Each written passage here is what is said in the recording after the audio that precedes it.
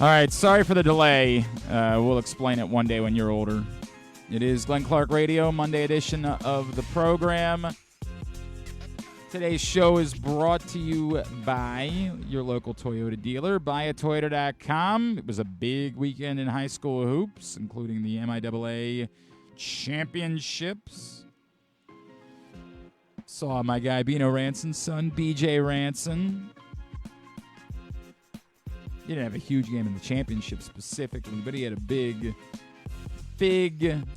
week in general throughout the course of the MIAA tournament, helping Mount St. Joe win the A Conference. And all of the latest high school sports news, stats, schedules, standings, all of it can be found at countysportszone.com, which is presented by Toyota. Appreciate them making that happen. Apologies if you usually are with us on YouTube. We got something going on. We're not sure what it is. We'll get it figured out today, but we are live on Facebook, so you can watch the show there. Coming up a little bit later on this hour, we will be joined by Orioles pitcher Cole Irvin.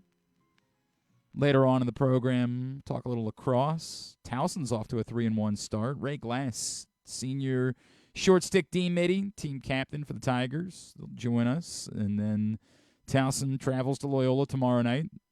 Say travels like it's not 5 minutes down the road, but, you know, it's still a road game. That's the way it is. Treacherous trip. Yeah, really difficult. And then Jeremy Conn will join us as he does every Monday. All of that coming up on the program today. Was pleasant. I looked at the Orioles game for a couple of minutes on Saturday. I did remember afterwards. I know we were talking about, hey, what are you going to be looking for? Then I remembered how much this is just not for me.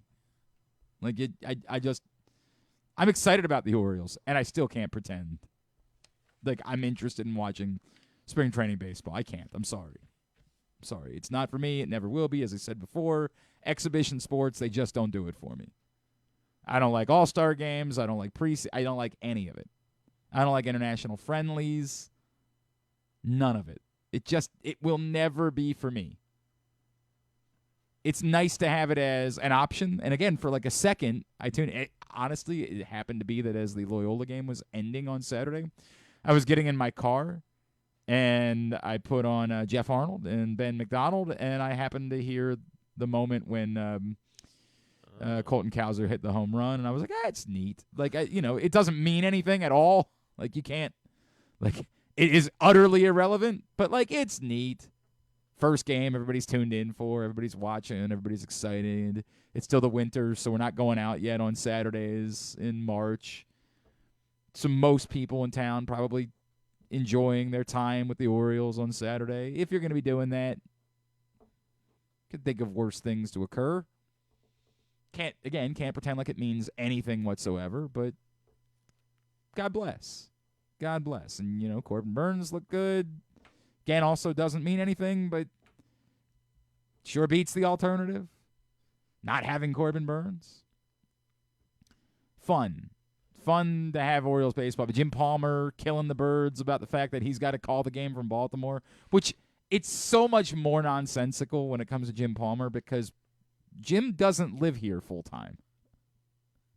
It's not like Jim doesn't have to travel in. Jim lives on the West Coast. It's why he does the West Coast games during the course of the season. They had to have him travel to Baltimore to call a game in Florida. It's as nonsensical as it gets. It's borderline bat-ass. So I don't blame Jim at all for going off on the Orioles for the insanity of their travel schedule. I don't blame that, or their broadcast plans. I don't blame him for that at all. It's insanely stupid, but hopefully on the new regime it will be something that will get fixed. And look, I know that it is not easy. Everybody was complaining about the wind and the television cameras in Sarasota on Saturday. It is a real investment to broadcast a baseball game. And The Orioles would tell you, beyond our just thoughts that they're cheap, they would tell you it is not worth the investment to do it right. There is not a big enough audience. There is not enough interest. There's no bang for the buck on replays, highlights, things along those lines. They would say, you can just say we're cheap. We would tell you, sit down, look at it. And it's not, I know it's easy to target John Angelos because it's just easy for somebody to be a punching bag, but it's not just John Angelos. I've had other people who have said, I'm telling you, it's a loser monetarily. To which I think the rest of us would say, one, there's the chance of it being a lost leader. On Saturday, even if doing a real broadcast caused you to lose money, the idea would be that with nothing else going on, there's the opportunity for someone to say, I'm going to sit down and watch the Orioles today and try to build interest. Or say, wow, Corbin Burns, I want to make sure I'm there when Corbin Burns pitches. The idea is that it can become a loss leader. If nothing else, the answer would be, well, you make enough money during the course of the regular season that it doesn't seem like it's asking too much to maybe accept a bit of a loss to give a product to the fan base.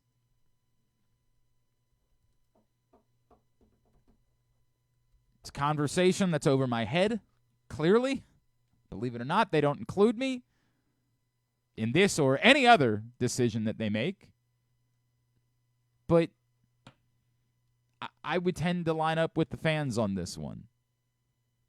I would have a more thoughtful conversation than just put the game. I mean, have a full conversation. I accept that there probably isn't anything to be gained.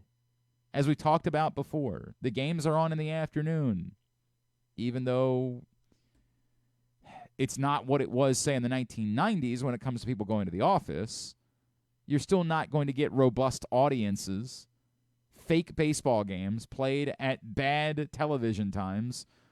You're not likely to do a lot in terms of selling that product to advertisers.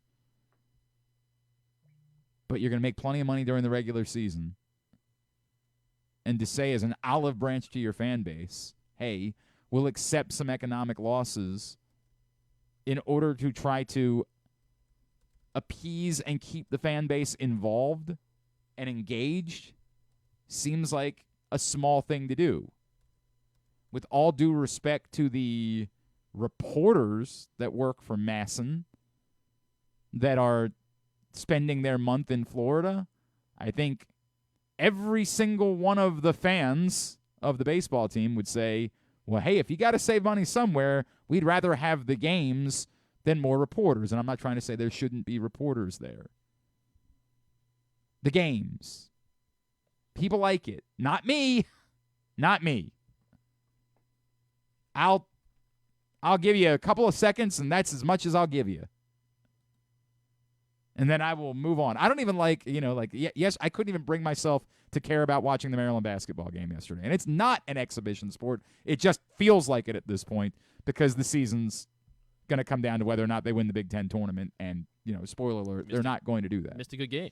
It wasn't a really good game, no. They missed a solid performance. I missed a solid performance. Yeah, exactly. But it wasn't a good game.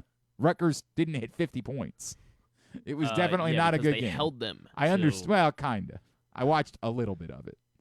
And I just said to myself, I could be doing anything else with my time. Now, if Maryland was good, I definitely would be spending my time with Maryland. That's the way it would go. But it's the nature of the beast. If you enjoyed the baseball, God bless. It's not going to be on TV again for another week. So, got what you got. Hopefully you've subscribed to MLB.TV because some of the games will be available that way, but not on video, just on audio. So, is what it is. Now, remember they did a bit a couple years ago where they made like Steve Molesky, any game that wasn't on TV, they did like an internet broadcast for. And they just said... It's a good bit. I don't... like. As somebody who's done these things, it can't possibly cost you that much. Just be like, hey, Steve, talk about the... Like, he's there. Just send him over. He'll just be reading his live tweets, essentially. I'm telling you, man. That's all. I've done these types of broadcasts before Like the thing where somebody hires me to do a broadcast and I realize like they have no plans for how to do a broadcast. And I'm like, all right, I'll help you out a little bit on this one. You don't need much in order to be able to do it. Presumably all of these teams have robust internet situations. It's bizarre. It's a very bizarre world. All right, whatever. I don't know why I'm wasting time on that. The story of the weekend in sports, the topic du jour today is court storming because of the Wake Forest Duke game. By the way, A hero, that Wake Forest kid. yeah, you think?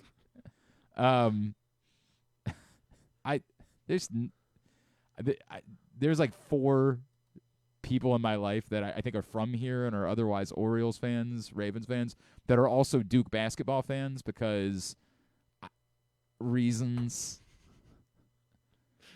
Like I want to make fun of them and say it's because they can't handle being a sports fan, so they have to root for somebody who wins. But they're also Orioles fans, so like I don't know what to make of it. There's no. I've said this a million times before. Rooting for something you have no attachment to, I'll never understand in my life. It'll never, and it's not just because it's Duke. I'm saying if you told me today you were a Wichita State fan, and I was like, oh, well, are you from Wichita? No. Did you go to college there? No. Your parents from Wichita? Nope. I would feel the exact same way about it. I don't know what the point is of doing. Remember when I like say, hey, the point of being a sports fan is that we can enjoy ourselves when like the Ravens win a game against the Dolphins late in the season, and we don't panic about it, and we just allow ourselves to have fun and celebrate being the number 1 seed and not worry about the fact that maybe they'll go crashing out of the playoffs early. We don't worry about those things in the moment. We just allow ourselves to celebrate. The point of being a sports fan, to me, is to have an attachment to something. And your attachment being, well, I liked Christian Laettner, is wanking motion. Like, that's not real. And you're a liar. You don't like Christian Laettner. Well, you might have. I don't know, in 1992, you might have. I liked Shaq. There also was no option for me to root for a local team. No local team existed. But I didn't pretend like I was some dyed-in-the-wool Orlando Magic fan. I've appreciated Jeremy Conn saying, yeah, look, admittedly, I love Peyton Manning, but, like, it's over. I don't root for the Colts anymore. I root for the Ravens. It's weird. It's still, I don't get it. I'll never understand it, and I love Jeremy, but I'll never understand that. To me, the nature of sports is we do it, it's communal. We do it together. Otherwise, my gut tells me that more often than not, you're just a contrarian a-hole. But I enjoy, because I'm a red-blooded American, and there's so few things. There's almost nothing in this country that we can get behind together. We will fight. We're now fighting about the dumbest rule in the history of football. I can't even get people to agree that bad things are bad. There are always a-holes who are like, no, it's good that a team loses the ball when they fumble through the end zone because military. I'm like, what the heck? I can't even get people to agree that awful things are awful. But one of the very few things that we can agree upon as Americans is that it's fun when Duke loses. And it's not because we're jealous, because, believe it or not, Kansas is also really good at basketball. Better, in fact. North Carolina, of late, has been better than Duke at basketball, as was on display quite a bit during Mike Krzyzewski's final season. And look, man, I don't like North Carolina, but I enjoyed the F out of that. We don't hate them. It's the entitlement S. It's you truly feel as though you're better than everyone else because of your association, which in many cases doesn't even actually exist, with Duke basketball. Like, there's something about that group of people, and some of it came from the smarm of their former head coach, who believed he was the king of basketball. Some of it comes from, frankly, the fact that a lot of Duke alumni are quite successful. It's not a school that you get into as a backup school. It's not a place. It's not a state school. Duke alums tend to be very successful and have a little bit more money, and entitlement flows. There is an awful lot of entitlement. And so when they lose, it's not the same as when Kansas or Kentucky or North Carolina or other really good basketball programs that win constantly lose. There's something specifically about Duke losing that just brings our country joy. You don't have to be a fan of a former ACC program. It has nothing to do with Maryland basketball. It has nothing to do with Syracuse. It's people in Idaho can enjoy watching Duke lose. New Hampshire. It's something that we can all, for 2 minutes, forget about the fact that our country is probably going to come to a crippling end, that we have no longer have concern about like democracy or the rule of law or anything along those lines. For just a minute, we can say, Duke lost. Today's a good day. And then when you do that, the handful of people that have no association whatsoever with Duke but claim themselves to be Duke basketball fans are, you're just jealous. You're just Maryland. Like, what is your deal, man? We just like coming together as a people. We don't get to do it enough. So I think that's the solution. Ban court storming unless it involves Duke. Unless you knock off Duke. So, yes, if you didn't see it on Saturday, Wake Forest beats Duke. Boy, did they try to lose at the end. I did watch some of that game.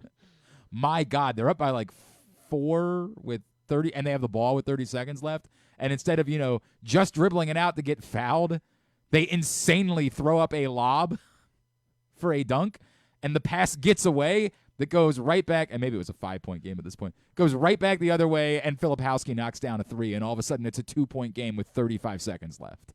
And you're just like, oh, they gonna F this up. My joy is going to be stripped away from me. God. By the way, Brian Powell is one of those people that like has no, maybe he told me he had some loose association, but it's not enough that I think I can justify it. Like it's meaningless. And for what it's worth, it's one of those things like when a team wins something and you have a friend in your life that's a fan of that team, even if you don't like the team, you feel good for them, right? Like I don't feel that way about people who just decide to associate with teams that they have no actual association with. If you want to feel good, all good. But I don't feel good for you because it ain't real. Like, it's just a thing. It'd be like, Pearl Jam putting out a good album and you trying to say, like, well, I did something. Like, no, man. Like, being a fan is a real thing. Like, but because there's an association, because it means something. Not because you just decided one day this is the thing that I like. Like, God bless you. Go right ahead, but it doesn't mean the same thing. So Kyle Filipowski, by the way, do we know if he actually got really hurt or not? I mean, outside of I guess nothing's come out. Like everybody was directly panicked after the game. Everybody was panicked after the game, like he had been shot. And I'm pretty sure we haven't heard anything afterwards. It makes me think that like it might not be that bad. Like it just might be. We saw this unfortunately with Caitlin Clark a couple weeks ago, right? Like they lost to, was it Ohio State that they lost to? Yes. Who, by the Ohio way, State is better than Iowa. And they stormed the court, and she got hurt, but she was fine. Like, at the time, I think they were ranked lower. I know, but like now we know Ohio State is better. It's a better team. I say all this to say, hopefully Filipowski isn't, and I say this as somebody who loathes Duke. I hope he's fine. I hope he's able to play the next game, whenever that is, and I hope they lose by 1,000 points, and I hope they never win again. It's not okay, and I know there's been like this some weird internet trutherism about whether or not Kyle Filipowski stuck out his arms to try to hit kids on the way. My God, I'm not going to get caught in the middle of this. The conversation is about court storming, and like it or not, even though it involves Duke, this time, it's a fair conversation. We want to just point and laugh at Duke, but this is a reasonable conversation. And it's one that's been needed to be had for some time. Because there's an awful lot of people loading into one space, separate the other elements that are involved. That there's like some of these people are drunk. Probably a number of them are. Some of these people are at an age where they're not associated with reality the way that they need to be. They're detached from reality. They believe that in these moments, rule and law and common sense all get thrown out the window. It's ollie ollie oxen free, wild wild west. Because you're 18, 19, 20, 20 years, 20 years, most of them are 18, most of them are freshmen. Like normally the people that go to, the students that go to sporting events are typically underclassmen.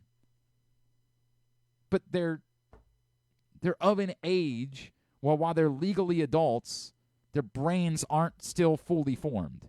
We all know because we've all been that age. Somebody would say, I'm 40 and I'm still not at that place yet. And I would say, you're probably right. There are other elements that go beyond it. But just simply the crush of human beings is a bad idea. Does anybody remember when Travis Scott played a concert in Houston a couple years ago? A crush of people is a terrible idea. Always has been, always will be.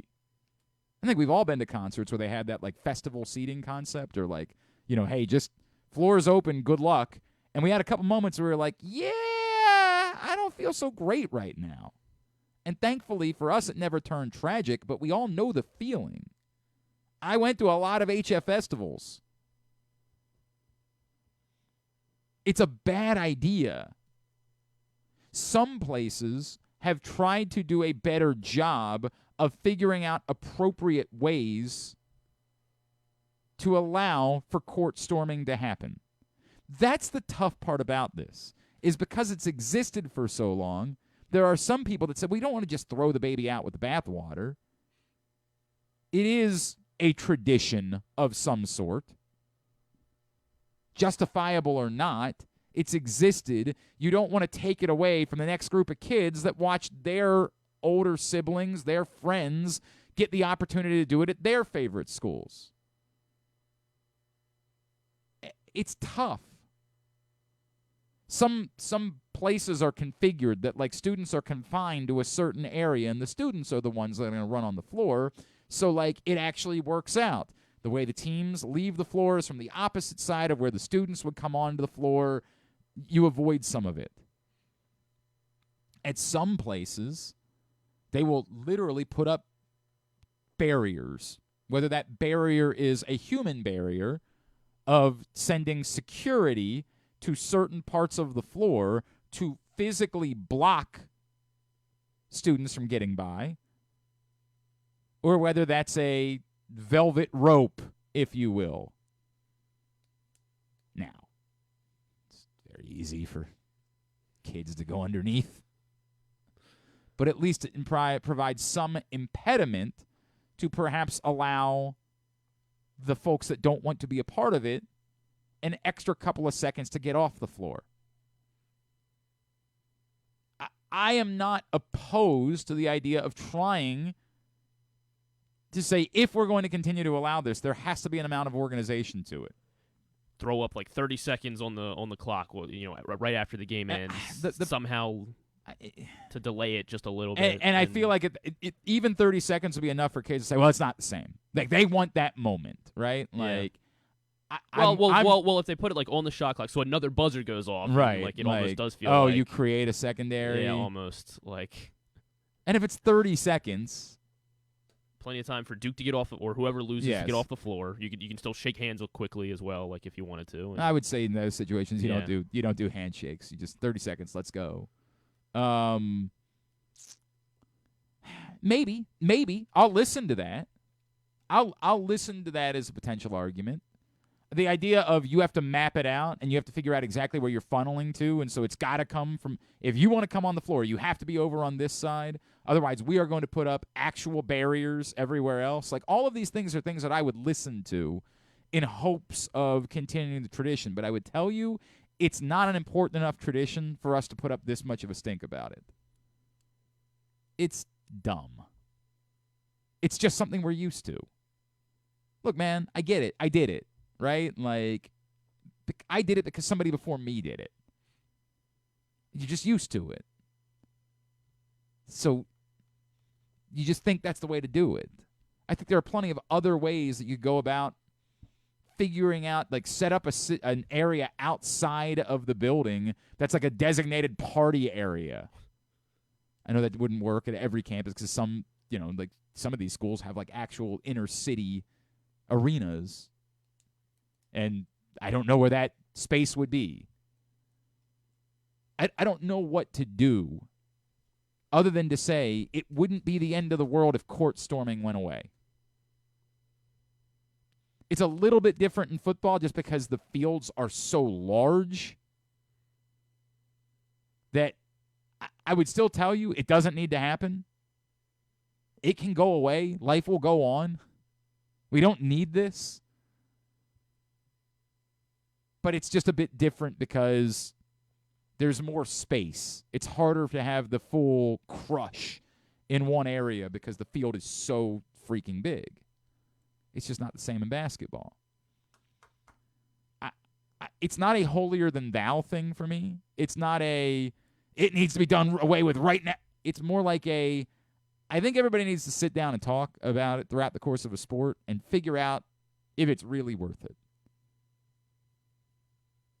And trying to come up with solutions, I would say, yeah, I'm in favor of it. I don't mind the 30-second thing. Like there has to be real penalties. Like, what's the penalty? Yeah, well, because right now, they're like fining schools, and it's like what, $5,000. And the schools are accepting the fines. And why would a kid care about whether or not his school gets fined or her school gets fined? Like, I'm talking about real penalties. Like, if you institute or up to fines, right? Well, no, not for the school. I'm saying if you institute that 30-second policy, and a student kid starts coming on before that 30 seconds, they're arrested. They go to jail. They get charged with trespassing. Like, it needs to be. This isn't just some silly thing. You've got to understand this is the way it's going to be. I don't know what they do, to somebody who would run onto the floor in the middle of a game. But we all seem to know not to run on the floor during the middle of the game, right? Like, I know we see streakers sometimes in other sports. We don't really see it in basketball for whatever reason. Yeah. Maybe because it's indoors. I'm not really sure what the reason is that we never see streakers in basketball. But there's got to be an understanding. Whatever you would do to someone who would run onto the floor, and if you would charge them with trespassing, like, it's the same thing for someone who, if you institute a rule, it says we got a 30-second clock at the end of a game, and it's 30 seconds until you can run on the floor. If somebody decides not to wait, there's no leniency there. And if 1,000 of them do, there's no leniency for any of the 1,000. It's got to be enforced in order to make it work. I'm in favor of attempting to come up with something that allows for court storming to stay in. I don't think it's necessary. I think it'll be okay if the answer ends up being it just ain't worth it. I hope that we don't see something truly awful that leads to it being forced out of the game. And I think taking steps to address it before that, it needs to be, it requires it going beyond just one school. There are some places where they're very good. They say, we're not doing this here. I know there were some guys from Barstool a couple years ago that did a bit where they went around and like tried to pick where they thought an upset might be in college basketball, and they would dress in storm gear, and they would be like, we're here to try to storm. Like, that was the bit. And I remember it was a story because they tried to go to a game somewhere, and like the moment they showed up, the school said, you're out of here. And they were like, what? Like, we're not going to have it. We don't do that here. There are some places where they just said, we're not taking those risks. You're not going to storm the court here. It ain't going to happen. And they do. They have security around the perimeter, and they set up a good physical barrier, and they have real penalties. I think it needs to be across the board. And somebody would say, well, hey, this isn't a problem at Drexel. Although, are we sure that, like, I know it was a bad day for Towson on Saturday, but I don't know. I mean, they had a huge crowd. Like, it was a big game. I don't think that they would have. storm the think floor so afterwards? It's not The like Charleston one was time ranked or anything like that. Was when they clinched the regular season. The CAA title, right? Yeah. Like that was my senior year, and that wasn't like a full court storm. Yeah, that was like just kind of like everyone in the student section, a handful of behind the kids basket ended up ran running, and it was neat and it was Yes. fun and it was I don't think there was anything particularly dangerous about those circumstances. It needs to be across the board though, and this is one of the problems with college athletics seemingly having no governance. Right? The NCAA tried to put in rules that said, well, we can't do pay for play, and the courts were like, yeah, you can't. Nope, sorry. You can't enforce that rule. The NCAA almost has no governance over the sports. It has to be an agreement between all of the conferences to say this is what the rule is going to be. This is going to be the policy so that everyone everywhere knows exactly what we're doing in these circumstances. I'm giving you credit because I don't know if it was your idea originally, the 30-second thing, or if you heard it somewhere else before. I think I came up with it, yeah. I don't know. I was just don't thinking about it. I was like, well, this seems I don't dislike it. somewhat I doable. think it's more easily enforceable than the places where they try to funnel all the kids to one area, and I like the thought process. And to the point, like, you can have some song that you play for 30 seconds and have the players kind of do one of these numbers on the floor and then open the floodgates 30 seconds. I don't hate that. I would say in general that it's a bigger problem. Like, I'll bring something up. I used to go when I was covering Maryland basketball. I used to go on the road to Duke. It is not a facility that is viable for the caliber of event that it hosts. And because, again, entitlement, because whatever, nobody wants to deal with it. But, like, in an attempt to work, I was put in a place where I literally had humans, like, grabbing my neck because they stuffed so many of them into such a small space and literally right on top of the working area that the entire time I was there, I was being pushed against, and the answer was just, well, do you want to be here or not? Like, it's again, part of it is the entitlement of that place uniquely. Some of it is, well, we just don't, safety is not our concern. Nothing awful has happened, so no big deal. The Virgo in me, I'm definitely the person that's thinking about that type of stuff ahead of time. What could happen? What could go wrong? Impending doom is something I consider constantly.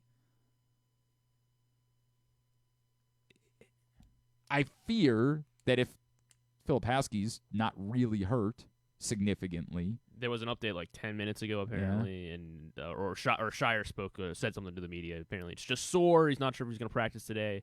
It's not like they didn't do any imaging on the knee or anything. So it looks like he's fine. Yes. And that probably allows this conversation. Something else will become the topic du jour in the course of the next 24 hours. Frankly, the fact that any college basketball topic has been the topic du jour is a miracle and a reminder of just how little we have.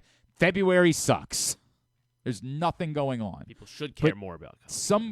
Something's gonna happen at the combine this week, and that'll become the new topic du jour, and we'll move on, and perhaps nothing will be done. And we'll still be in a situation where it's a ticking time bomb, and we're just waiting for something really awful to happen. But there's an opportunity for, and I know this is crazy in college athletics, proactivity. There's a chance here.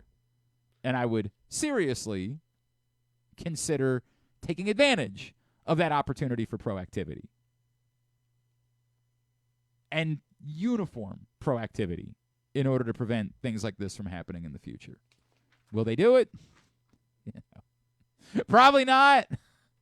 Probably not. It'll Good. probably Then we get to keep storming the court. Not a good. You're too old for this. Where are you going to go to storm the court anyway? I don't know. Yeah, I go to Maryland, and You go to Maryland. when Justin, Towson welcomes in. when is a Maryland going to ranked storm opponent or the court again? something. With Well, Dairy Queen next year? yeah, hopefully. I hope so. Whenever Purdue's in the building. God, what an embarrassing team to storm the court against. Well, they were number 1 last year. It's or fine, when but they it beat was- them last year, were they 2 or 3 at the time? You knew they were going to lose in the first round of the NCAA tournament. They lost in the second round of the NCAA tournament. I believe are we calling that the third round now, actually? No, we're not doing that. We're definitely not doing that. We're a win away from the Sweet 16. Something like that. You can bet spring training games at Superbook. Really? I would take the Orioles not to lose ever. Ever? I don't think so. Never. I mean, it seems ever. like They are 2-0. You got seems that? like they will not lose. They got 2 games. They can win twice today. They could win twice. You can bet on both. Yes, you can definitely. They're definitely both available at Superbook. Wow. Oh, take that back. They're not available because I don't think. Not yet, because I don't think we know which roster is going where. No, they had lineups out. Oh, okay. It seems like it was kind of a mix. Well, that's odd. Yeah, Mullins, Adley. Then I assume it'll be available very shortly. Austin Hayes in Sarasota, and then Santander and Jackson Holiday and Kerstad. That are is all weird. All in the North Point or Northport, where Atlanta is. I don't have the answer to any of that and why it is that way. I can tell you that Coppin, they're 13-point dogs on the road at Howard tonight. Morgan, 5-point dogs at home against Norfolk. You can bet those. Superbook.com. Download the Superbook app. Use the code GlennClark23 when you sign up. You'll receive up to $250 in a same-day first bet match, win or lose. All right, can we take a break? Yes. Take a break. Then we'll talk to Cole Irvin, Orioles pitcher. Made his first start at the spring yesterday. Little uptick in velocity. That's interesting. We'll talk about that when we come back in. Glenn Clark Radio. Hey, it's Jeremy Conn. This postseason, bet in person at the Green Turtle Bet Park Sportsbooks with locations in Canton and in Towson, and enjoy the best in-class sports wagering experience at their state-of-the-art facilities, bringing an unmatched sports betting thrill. Gambling can be a fun and entertaining experience, but there are risks involved. If you're planning on betting on the game at the casino or on your phone or computer, know your limit, stay within it. Set a budget and a time to stop. Remember, gambling isn't a financial solution, and it doesn't mix well with alcohol or drugs. Know the risks and have a plan before you begin gambling. For free and confidential services, call 1-800-GAMBLER 24/7 or go to helpmygamblingproblem.org. Discover your next favorite beer crafted in the heart of Charm City. At Guilford Hall Brewery, we believe beer should be flavorful and easy to enjoy. Our meticulously crafted lagers and ales are derived from centuries-old European brewing traditions, a staple for both the seasoned beer aficionado or a novice hophead. Experience beer styles that dare to showcase the exceptionality of simplicity. Visit our restaurant and brewery at 1611 Guilford Avenue or view our menu and tap map online at guilfordhall.com. Guilford Hall Brewery, European tradition, Baltimore charm. Make the most out of every day in your Toyota RAV4. Available in hybrid or gas-only models. A RAV4 can get you where you want to go in style. Check out buyatoyota.com for deals on new RAV4s from your local Toyota dealer today. There's so much focus on sports betting these days, but I want to talk about an area that nobody wants to gamble on. Where you choose to go out and spend your hard-earned dollars to eat. The Costas Inn is no gamble at all. The quality on their menu is outstanding, and the value is off the charts with a great and varied list of specials Monday through Friday. And the staples of the menu, whether it's salads, burgers, fish, they're all fantastic. And I haven't even mentioned the crabs or crab cakes yet. So check out the menu for yourself at CostasInn.com. When choosing a place to dine, never gamble on the food you put in your belly. The Costas Inn at 4100 North Point Boulevard or call 410-477-1975 for reservations and your steamed crab orders. 6 chicken tenders made from fresh, never frozen Royal Farms world-famous chicken, a family-sized order of Western fries, honey mustard dipping sauce, and a 2-liter bottle of Dr. Pepper. It's Royal Farms' new Tucker's Tenders Meal. It's Justin Tucker's favorite, and at only $19.99, it'll be your favorite meal too. The new Tucker's Tenders Meal, available only at Royal Farms. Now you can kick back, relax, and eat like a champion. Real fresh, real fast, Royal Farms. What company has the expertise to make your home healthier by purifying your air and killing all viruses, allergens, and bacteria? A.J. Michaels, Heating and Air Conditioning in Baltimore and Annapolis, ajmichaels.com. Hungry? With 7 locations throughout Maryland, Glory Days Grill is always right around the corner. They have wings, burgers, salads, sandwiches, and drinks to satisfy everyone, as well as tons of televisions and sound delivered right to your phone. Glory Days is the best place to watch football or whatever your favorite sport is. While you're there, be sure to check out Goose Flights Lager, named in honor of legendary Raven Tony Goose Siragusa. $2 of every can is donated to the Goose Flights Foundation. Glory Days Grill. Great food, good sports. One of the things that's definitely wrong with this country is that this dude still has a job somehow, some way. Glenn Clark. Back in here on GCR as we continue along on a Monday edition of the program. Goose Flights, delicious lager available all over town. Cans are available at your neighborhood Glory Days Grill, all of the Glory Days Grill locations in the state of Maryland. Also, cans are available at the Green Turtle Bet Park Sportsbook in Canton, as well as at Alonzo's on Cold Spring Lane. Cans and Sixers at the Costas Inn and at Guilford Hall Brewery. Sixers and cases at the Wine Source in Hamden. $1.98 from every can sold goes to benefit the Goose Flights Foundation. Get your Goose Flights today. We had to do this a little bit earlier on because of, they've got this whole baseball thing going on, getting ready for the start of a season, whatever that means. But the opportunity to catch up with Cole Irvin, Orioles starting pitcher, right here on GCR. Joined now here on GCR. It's great to catch up with our next guest. Got to know him a year ago, and now he's getting ready for a spot in the rotation this season with the Baltimore Orioles. Down from Sarasota, we check in with Orioles pitcher Cole Irvin, who's with us now on the program.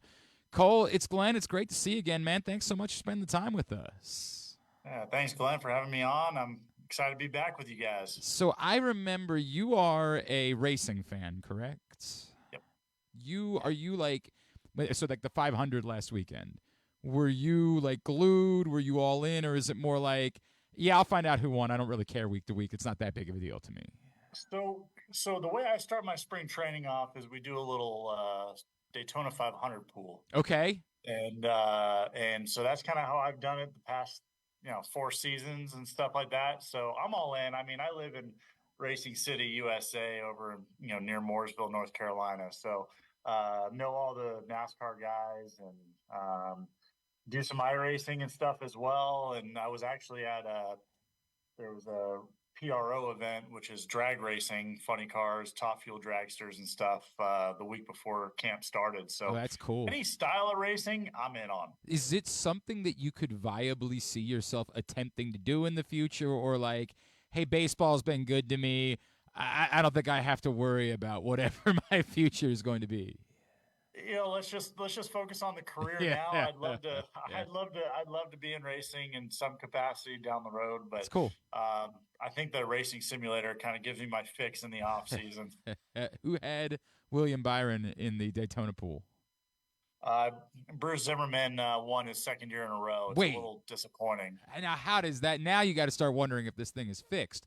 Does he know? Did he know who William Byron was? Did you have to let him know? So the way we do it is we do a pick 3 snake draft, 12 people, and then we do a DNF pot as well. So if your car does not finish the race, which is Daytona 500, there's going to be plenty of cars not finishing the race. There's a little bit of extra cash that goes to the fastest lap of the race. Well, he ended up winning fastest lap of the race with another one of his drivers, had all 3 drivers finish, and had the lowest points total, and he just took away the pot. Look at the horseshoe up Bruce's ass, man. This is crazy. That is unbelievable, man. Okay, so and then we'll move on to baseball because I know that's what people actually care about here. But do you like the speedway racing, like the thing where someone could be behind the pack all day, but all it takes is one wreck that they might have been involved with to begin with, and that's how they win the race, and everybody says it's not really fair? Like, do you dig that because it's different, or does it bother you as a racing fan? I think restrictor plate racing is fun in some capacity. Yeah. I enjoy parts of it, but I think for me, I enjoy this weekend's going to be in Atlanta, so I'll be watching that one because that they changed the track and made some updated features, and there's a little bit more of a kind of driver's track, but it's still high speed.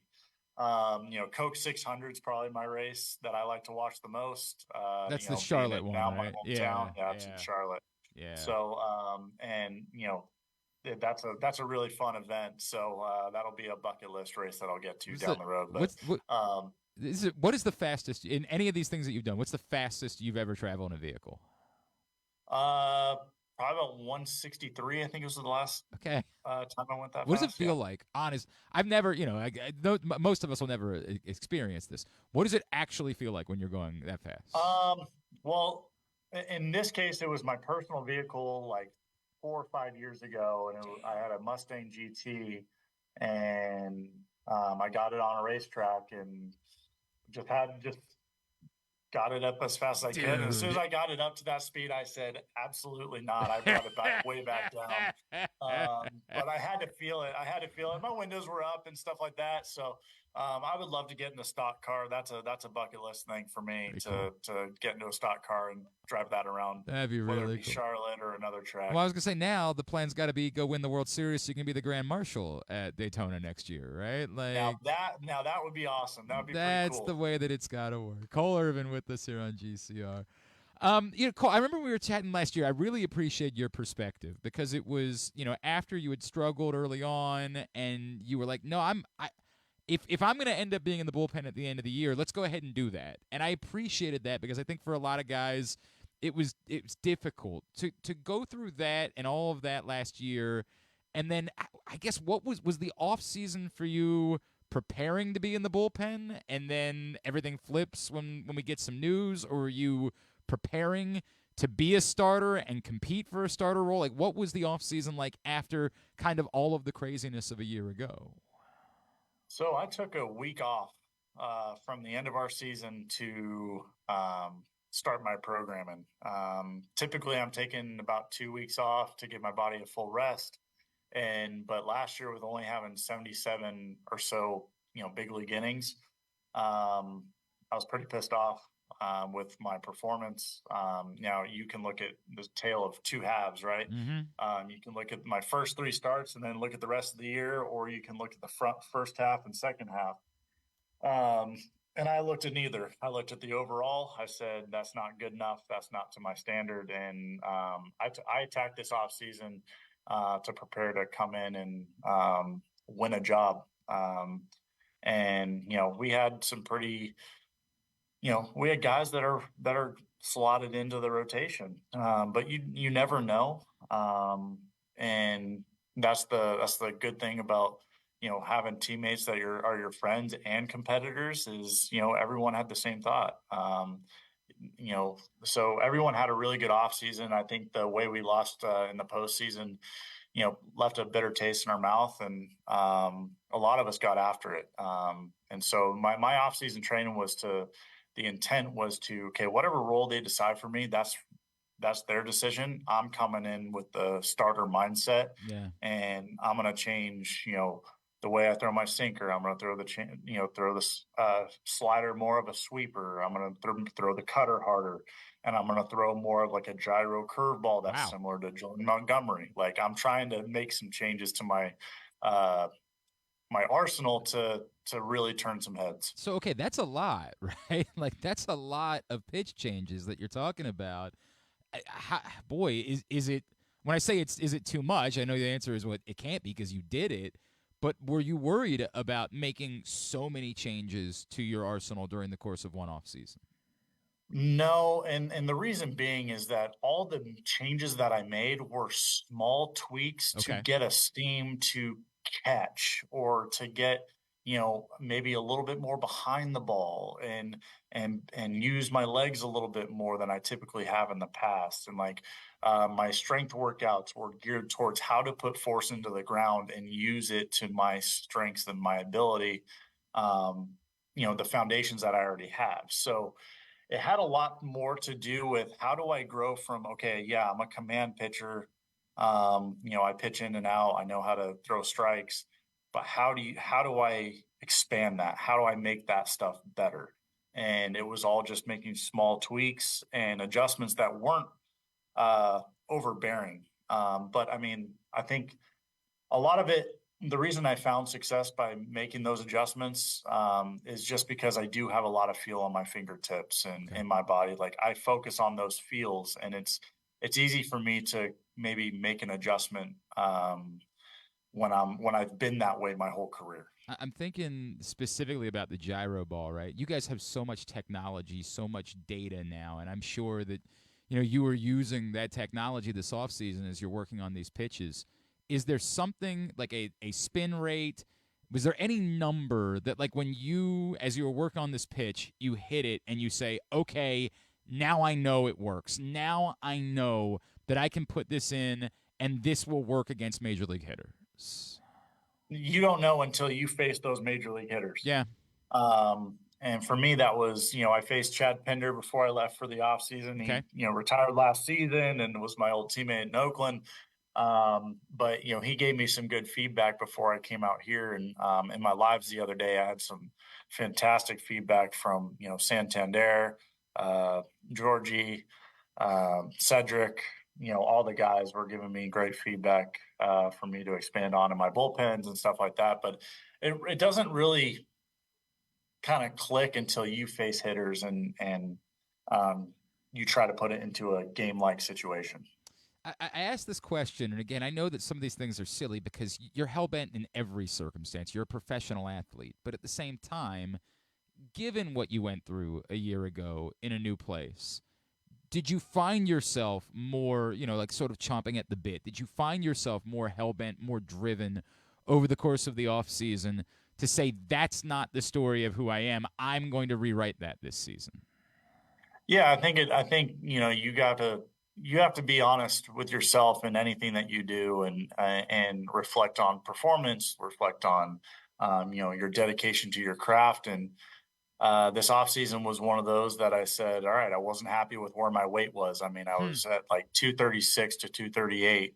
And now I'm down anywhere between, 223 to 226. And, that was an emphasis. Okay, I'm going to eat better. I'm going to be a little bit more clean. And then how do I move my body a little bit more quicker now that I have the weight off? That was a new, change for my programming, but we figured that out. And so it's this off season, I was so hell bent on making better changes for not just for myself, but for my career. Yeah. And I was focused on day-to-day processes that I think at the end of the day will help the team, which is the end goal, is to, put ourselves in the best position that we can to help the team win as many ball games as we can. And that's the end goal. And sometimes you got to be honest with yourself is, did you achieve that in the previous season? Or the previous off season, and how did that set yourself up? So I'm really excited about this season. The most difficult thing that you either had to give up in the process of losing a little bit of weight, or the most difficult thing that you had to learn to enjoy eating that you don't really actually enjoy eating was what? Ooh, that's a good question. I think it had more to do with not eating like my croissant sandwiches or like bagel sandwiches like in the mornings. I'm a big bread guy. In the mornings, and so it's the devil, man. Got off of it, and that was difficult. I was down, so I gave up bread a few years ago, and I don't want to pretend like I'm in like svelte shape or anything like that, but I was down in South Florida. We took my kids on a Disney cruise in January, and I'm down in South Florida. I'm sitting in a deli, and I look up and I see like a Cuban sandwich on the menu, and I'm like, what? I have to. Like, I just have to. I can't deny. How do you deny yourself in that moment getting a Cuban when you're in Miami? You can't. Well, I mean, my downfall is empanadas. Oh, if I see an empanada on a menu, I'm absolutely crushing them. Bro. I have my old teammate Frankie Montas to thank for that one. I used to work in D.C., and there was one particular place. You go out in Georgetown, and there was like an empanadas street, a place across the street. And after an evening of drinking, I think I crushed hundreds of empanadas during the course of that time. Damn, I don't blame you whatsoever when it comes to that. Cole Irvin with us here on GCR. The excitement of all of this right now, and I get that, like at the professional level, you lose guys that you like when you make a trade, but to be on a team that goes out and gets a Corbin Burns and says, "No, we're going for it." What does that do for everybody? Like, I know you guys were already good, and you guys had just won 101 games in the division, but like to make that proclamation as a franchise, what does that do for everyone when you show back up together during the course of a spring? I think it brings a little bit more excitement to spring, especially getting Corbin. A lot of guys throw cutters here, and I think a lot of guys have been picking his brain on it. And it's been fun to, get to know him. He's a great teammate, but he knows how to pitch in the postseason. And that's the guy we got. And so the intent is to, okay, we made the postseason last year, but what did we do with that? How did we learn from it? And when you go and get Corbin Burns to lead the staff, who's a workhorse for you, who's 200 plus innings, in a season, he's going to do great things. And I think the expectation from his end too is, okay, you guys were in the postseason last year. Let's get back there. I want to help you guys. I want to win a World Series too. And so the expectation in the room for all of us is being better than we were a season ago. Yeah. How we get to the playoffs, I don't think matters. I think it's now, okay, we know what to do to win games in the postseason. We just need to get there and then focus on that process. The bit do you have to almost trick yourself into believing that you're still it looks like right now you're safely in the rotation, right? Given the circumstances with John and with Kyle. But do you have to trick yourself to, in your mind, say that's not the case whatsoever? I'm not safe, just to bring out that highest level of competitor in you. Yeah, I think Tyler Wells and I are close and we've talked countless about just sticking to the day-to-day process. Yeah. Being a part of okay, he and I are staying at a team hotel, and we're like, okay, let's go use the grill, let's go making sure that we're staying accountable for being healthy and focusing on what we need to do to be ready to take that ball every 5th day or 6th day. And I think that's just the level of competition, whether Kyle and John are in the rotation or not. I think that was going to be the intent. We care about each other. We want to win together, and it's just a next man up mentality. And so if we get all caught up in, whose rotation spot's going to be this or that, I feel like we're doing our team and ourselves a disservice. We're not going to be able to perform to our best ability, and we just got to focus on the work and the day-to-day process. So I'm not sure if you're aware of it, Cole, but the internet believes they've uncovered something, that you figured out the trick of how to wear these new jerseys, which is to tuck the jerseys literally into your underwear. Is that true? Is that an actual trick that you figured out in order to combat the nature of the new jerseys you guys are dealing with? That's the first I've heard that I've done that, because I don't do that at all. Okay.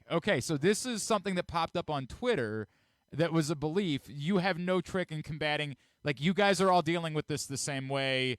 I don't want to speak too bluntly about it because, there are standards here, but there are some maybe issues that you guys might be dealing with how things might be a little bit more seen wearing these particular uniforms. Yeah, I think we got to focus on a little bit more than we might have in the past about that sort of thing. But I'll say this, it's that's a problem that we can't solve. It's not in our hands, that's about it. I know exactly what you're feeling right now. It's just bro, I just want to pitch. Yeah, we're in that phase where all of us are in the same phase. We're look, we can't control that. Let's just go play ball and win games. That's all we're focused on right now. Yep, I completely understand how you're feeling about it. We will control what we can control, and everything else will fall in line. I feel like a year ago, one of my favorite pictures of the year, the shirt that you wore that was the Hawaiian shirt with the dog on it. Can you tell me about that?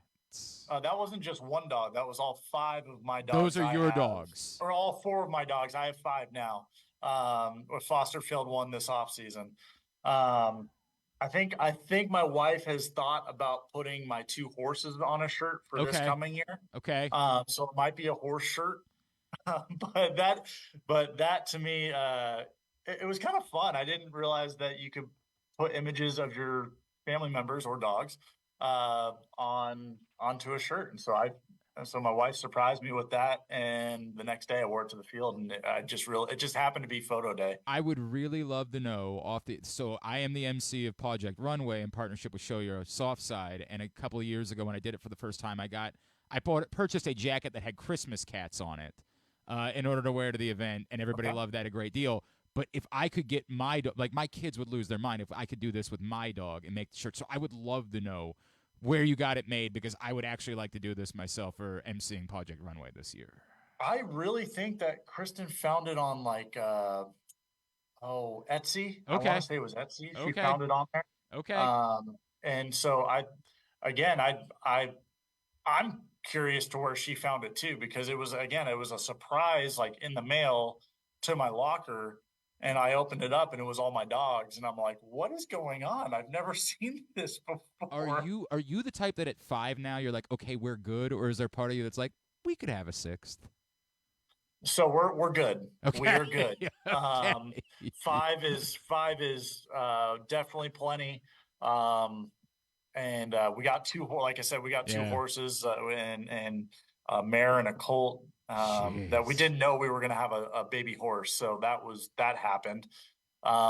So with that being said, we're good on animals until maybe a year and a half from now, when we're finally moved into our property that we purchased in the off season. That's cool, man. Congratulations for that. That's awesome, man. That is a really cool thing. My wife and I live on a horse farm. It is not my world. She's all in. I don't understand any of it, but God bless her, she's happy. So that's all that matters in my life. Swervin_Irvin19 is, of course, how you can follow him on Twitter. Is it just Swervin Irvin on Instagram? Remind me, Cole. No, it's the same thing as Twitter and Instagram. So that's where you can find me. I'll tentatively, hang out in my own Discord and stuff. I think it's linked somewhere in my Twitter. And then I just started a YouTube channel this off season, so I'm going to start posting a little bit more. Awesome. This fall, so that's going to be fun. That's really cool, man. I love what you do to support animals, seriously, and what I do with Show Your Soft Side. That means the world. That you guys take care of them and give them good homes that way. Looking forward to seeing throughout the course of the season. Appreciate you hopping on with us this morning. Thanks so much for doing this, Cole. Thanks for having me, Glenn. I appreciate it, and look forward to being back on in the future. It's Cole Irvin with us here this morning on GCR. Appreciate him taking the time for us, and it was good to see the velocity up in his first start yesterday. Obviously, the Orioles right now look like they're going to need Cole Irvin to be at least the number 5 starter for this team for, again, at least the start of the season. So, boy, what it would do, what a good problem it would be for Cole Irvin to look like something similar to the guy that he looked like in Oakland 2 years ago and truly lock down a rotation spot. Then if you get John Means back, that's, again, what we like to call a good problem to have. Not a real problem, not an actual problem, good problem, if that proves to be the case. But he's fun. Appreciate him taking the time for us, as always. Into hour number 2 of today's program, Griffin, what's going on at Live Casino and Hotel Maryland? Sports and Social is the ultimate fan experience, and it is awaiting you at Sports and Social Maryland. See how they are raising the sports bar with their massive 100-foot media wall featuring 40 HD TVs and a massive 47-foot big screen. So bet on your favorite teams and sports at this year's biggest events at the FanDuel Sportsbook while enjoying your favorite beers, cocktails, plus delicious takes on bar food classics. Visit Sports and Social at Live Casino in Hotel Maryland. At Arundel Mills. Must be 21. Gambling problem? Call 1-800-GAMBLER. When we come back in, a couple more things I want to talk about from the weekend, and then Ray Glass from Towson Lacrosse is going to join us. That's on the way. It's Glenn Clark Radio. Why bet with the big boys this football season? Instead, try your hand with the local book, Superbook Sports, this fall. Superbook Sports is the book next door. Just a dedicated team of the best odds makers in Las Vegas, making sure you get the best prices and parlays anywhere. And now, Superbook will give you a bonus of up to $250 when you sign up and wager on the same day and use the promo code GlennClark23, GLENNCLARK23. So bet with the best and use the promo code GlennClark23 this football season with Superbook Sports. Visit superbook.com for terms and conditions. Gambling problem? Call 1-800-GAMBLER. There's so much focus on sports betting these days, but I want to talk about an area that nobody wants to gamble on, where you choose to go out and spend your hard-earned dollars to eat. The Costas Inn is no gamble at all. The quality on their menu is outstanding, and the value is off the charts with a great and varied list of specials Monday through Friday. And the staples of the menu, whether it's salads, burgers, fish, they're all fantastic. fantastic. And I haven't even mentioned the crabs or crab cakes yet. So check out the menu for yourself at CostasInn.com. When choosing a place to dine, never gamble on the food you put in your belly. The Costas Inn at 4100 North Point Boulevard, or call 410-477-1975 for reservations and your steamed crab orders. What company has the expertise to make your home healthier by purifying your air and killing all viruses, allergens, and bacteria? A.J. Michaels, Heating and Air Conditioning in Baltimore and Annapolis, ajmichaels.com. Whether your focus is luxury and comfort, convenience and technologically advanced connectivity, or sporty performance and aggressive styling, we've got the perfect Highlander for you. Check out buyatoyota.com for deals on new Highlanders from your local Toyota dealer today. Discover your next favorite beer crafted in the heart of Charm City. At Guilford Hall Brewery, we believe beer should be flavorful and easy to enjoy. Our meticulously crafted lagers and ales are derived from centuries-old European brewing traditions, a staple for both the seasoned beer aficionado or a novice hophead. Experience beer styles that dare to showcase the exceptionality of simplicity. Visit our restaurant and brewery at 1611 Guilford Avenue or view our menu and tap map online at guilfordhall.com. Guilford Hall Brewery, European tradition, Baltimore charm. The latest edition of Pressbox is available now, and on the cover we look at the promise of spring for the Baltimore Orioles as Todd Karpovich and others shine the light on the team's hopes to take the next step towards championship contention and what reinforcements could still be coming. Plus, Pressbox personalities offer suggestions to David Rubenstein about stewarding the franchise. Also inside, Bo Smolka on how the Ravens defense could evolve with new coordinator Zach Orr. And we meet lacrosse players from the men's and women's programs across the state. Pressbox is available for free at over 500 area locations, including 60 Royal Farm stores. And you can always find the entire edition as well as the best daily coverage of the O's, Ravens, and Terps at PressBoxOnline.com. Contrary to what some people believe, I actually like this guy when he sleeps. Glenn Clark, talking sports. 4 o'clock today, Stan the Fan Charles, Ross Grimsley, Luke Jackson will be getting together at Facebook.com/PressBoxSports. You can hang out with them, talk some baseball. Again, that's coming up today, 4 o'clock. Big moment last night, really special, not just because, I work with Loyola, I'm part of their family, but just because I've gotten to know this young man and is unbelievable. But Pat Spencer made his NBA debut last night. Got in late in the Warriors' loss to the Nuggets. There was a fun moment where he kind of got dapped up by Nikola Jokic. The only bummer about it is they're playing at the Wizards tomorrow night. So there's presumably going to be an awful lot of Pat Spencer fans, friends, family. They're going to be making the short trip down the road from Davidsonville and Baltimore in order to go see him. So that would have been really cool if it had worked out that he made his debut. But, I mean, who cares? He made his debut. He's playing in the NBA. It's badass. I mean, it's just insanity. And, we've seen some lacrosse players who have transitioned to football, like Jared Bernhardt, who spent a little bit of time with the Falcons. Obviously, Chris Hogan, famously, a really good lacrosse player who ended up had a great career playing with the Patriots. Will Yateman, who played lacrosse at Maryland, became a tight end and had a run with the Dolphins, among other teams. It's something that we've seen a bit of, but this is truly unprecedented. There's not a more difficult league to get into than the NBA. You know that because there's 15 cats on a team. 15. And Pat Spencer's story is it's unreal. The grind from being, I don't want to use too much hyperbole here. To me, he's the greatest lacrosse player of the generation. And I know that there'll be people that'll have opinions about that, and there'll be other, and I'm fine with that. I'm not trying to say that it's definitive. I happen to see an awful lot of Pat Spencer, so I feel pretty strongly about him. But whatever, your belief is about it's fine. It's not really worth the debate. He was a magician I mean, he did things other humans weren't capable of doing. A bully on the field. It was watching, before we ever had any thought that this was possible. Going into his senior year, I remember I wrote a column that was just, you are watching something special. And these types of athletes come along so rarely. People who are just truly special. Go watch him. Like, that's literally the entirety of the column was, like, don't miss this opportunity that you have in front of you to see a transcendent athlete perform.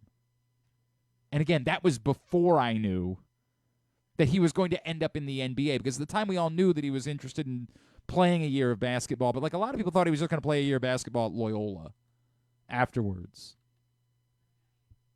This was almost unthinkable. The story of the Spencer family is probably one of the most incredible stories of, I mean, who in the world saw Cam Spencer doing what he's doing? Remember, he was their backup plan because they wanted Nick Timberlake. Wow. That was worked out okay for UConn, huh? It did. Worked out all right. It's incredible. It's truly, and I've gotten to know both these guys. Their mom, she's awesome. Like, she's the type that like comes up to you after games and wants to chat with you. She's just a wonderful person. The Pat Spencer story is unbelievable. And it transcends both things. It's both how special it is to see him live out his dream. I remember I would get really emotional. When Brandon Copeland signed with the Ravens, it was genuinely emotional for me because I knew it was a dream for him. It wasn't forced. It was a dream to play for the Baltimore Ravens specifically. Now, he had already had a very successful career at that point, and it was clearly on the tail end. But remember, he was like, dude, I will drive myself back to Baltimore for a chance to try out to be a Raven. That's how badly he wanted it all to come full circle. His grandfather had played in Baltimore. He got his first taste of a training camp in Baltimore. He just wanted to play as a Baltimore Raven so badly. And so I was emotional about it. Our buddy Steve Johnson, it was always emotional to me that he got to be a Baltimore Oriole. It's just those types of stories. Again, it goes into like why we love sports. You grow up here. It was the team you knew. Your father played for, like those. It's unreal when stories play out that way. Pat Spencer living his dream, proving something, and this isn't like some gimmick. Pat Spencer was averaging 16 points a game playing in the G League and shooting 43% from beyond the arc this season. He earned this opportunity by grinding and by proving himself. A lot of people doubted that he could play at the Big Ten level after not playing basketball at all for years. In a he was certainly still playing basketball. But he went out and he proved himself for that year at Northwestern. And now it's unreal. To see Pat Spencer be able to live out his dream. We texted a little bit the other day. Pat's going to come on. As you would imagine, it's kind of a hectic time for him. He'll be on with us at some point. That part of this is it's hard to put into words. And then combine it with, we at some point have to talk about where Pat Spencer stands among the greatest local athletes of all time. I've accepted it's Michael Phelps and Babe Ruth, and then we can talk about everybody else after that. But Carmelo Anthony's in that conversation, of course, and there's a Cal Ripken. Jesus, what am I doing? Yeah. Right, Cal Ripken's at the top. Like, there's not a lot of room in the top five. There's four that like you come up with right away, and then what do you consider local? Like, do you stretch out to like Jimmy Fox? Is he local? These are debates. Oh, Al Kaline absolutely is in that. But Pat Spencer, and I've said this before about Brian Jordan. Like, Brian Jordan, to me, the fact that he was able to play both sports at professional levels suggests that maybe Despite the fact that he was not a Hall of Fame caliber player in either one, we have to consider where he is amongst the greatest local athletes of all time. We got to talk about it with Pat Spencer. And some of it, you have to know truly how great he was as a lacrosse player to understand how insane this is. With all due respect to the other guys I brought up, Will Yateman, Chris Hogan, Bernhardt would be closer. Jared Bernhardt was closer to Pat Spencer than those guys were, but he was better than all of them.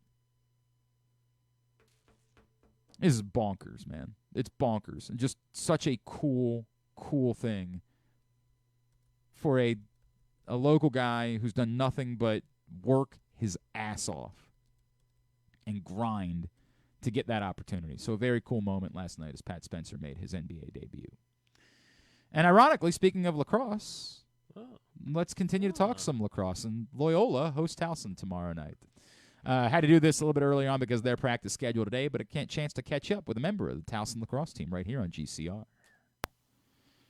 We'll join now here on GCR by a man who's got to be feeling good about where his team is, as they've won 3 straight games, including all 3 really by blowout fashion.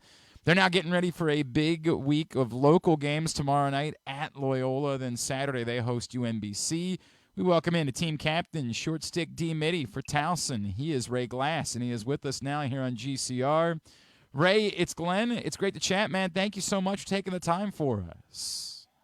How you doing, Glenn? It's definitely a pleasure to be on here, and thank you for having me. Man, it's great to chat with you, dude. And I know it's been it's got to be good vibes right now. I guess take me back to after the Hopkins game, right? Like, what was the conversation like with your guys? What did it take in order to say, all right, we got to move past this. This isn't going to define us.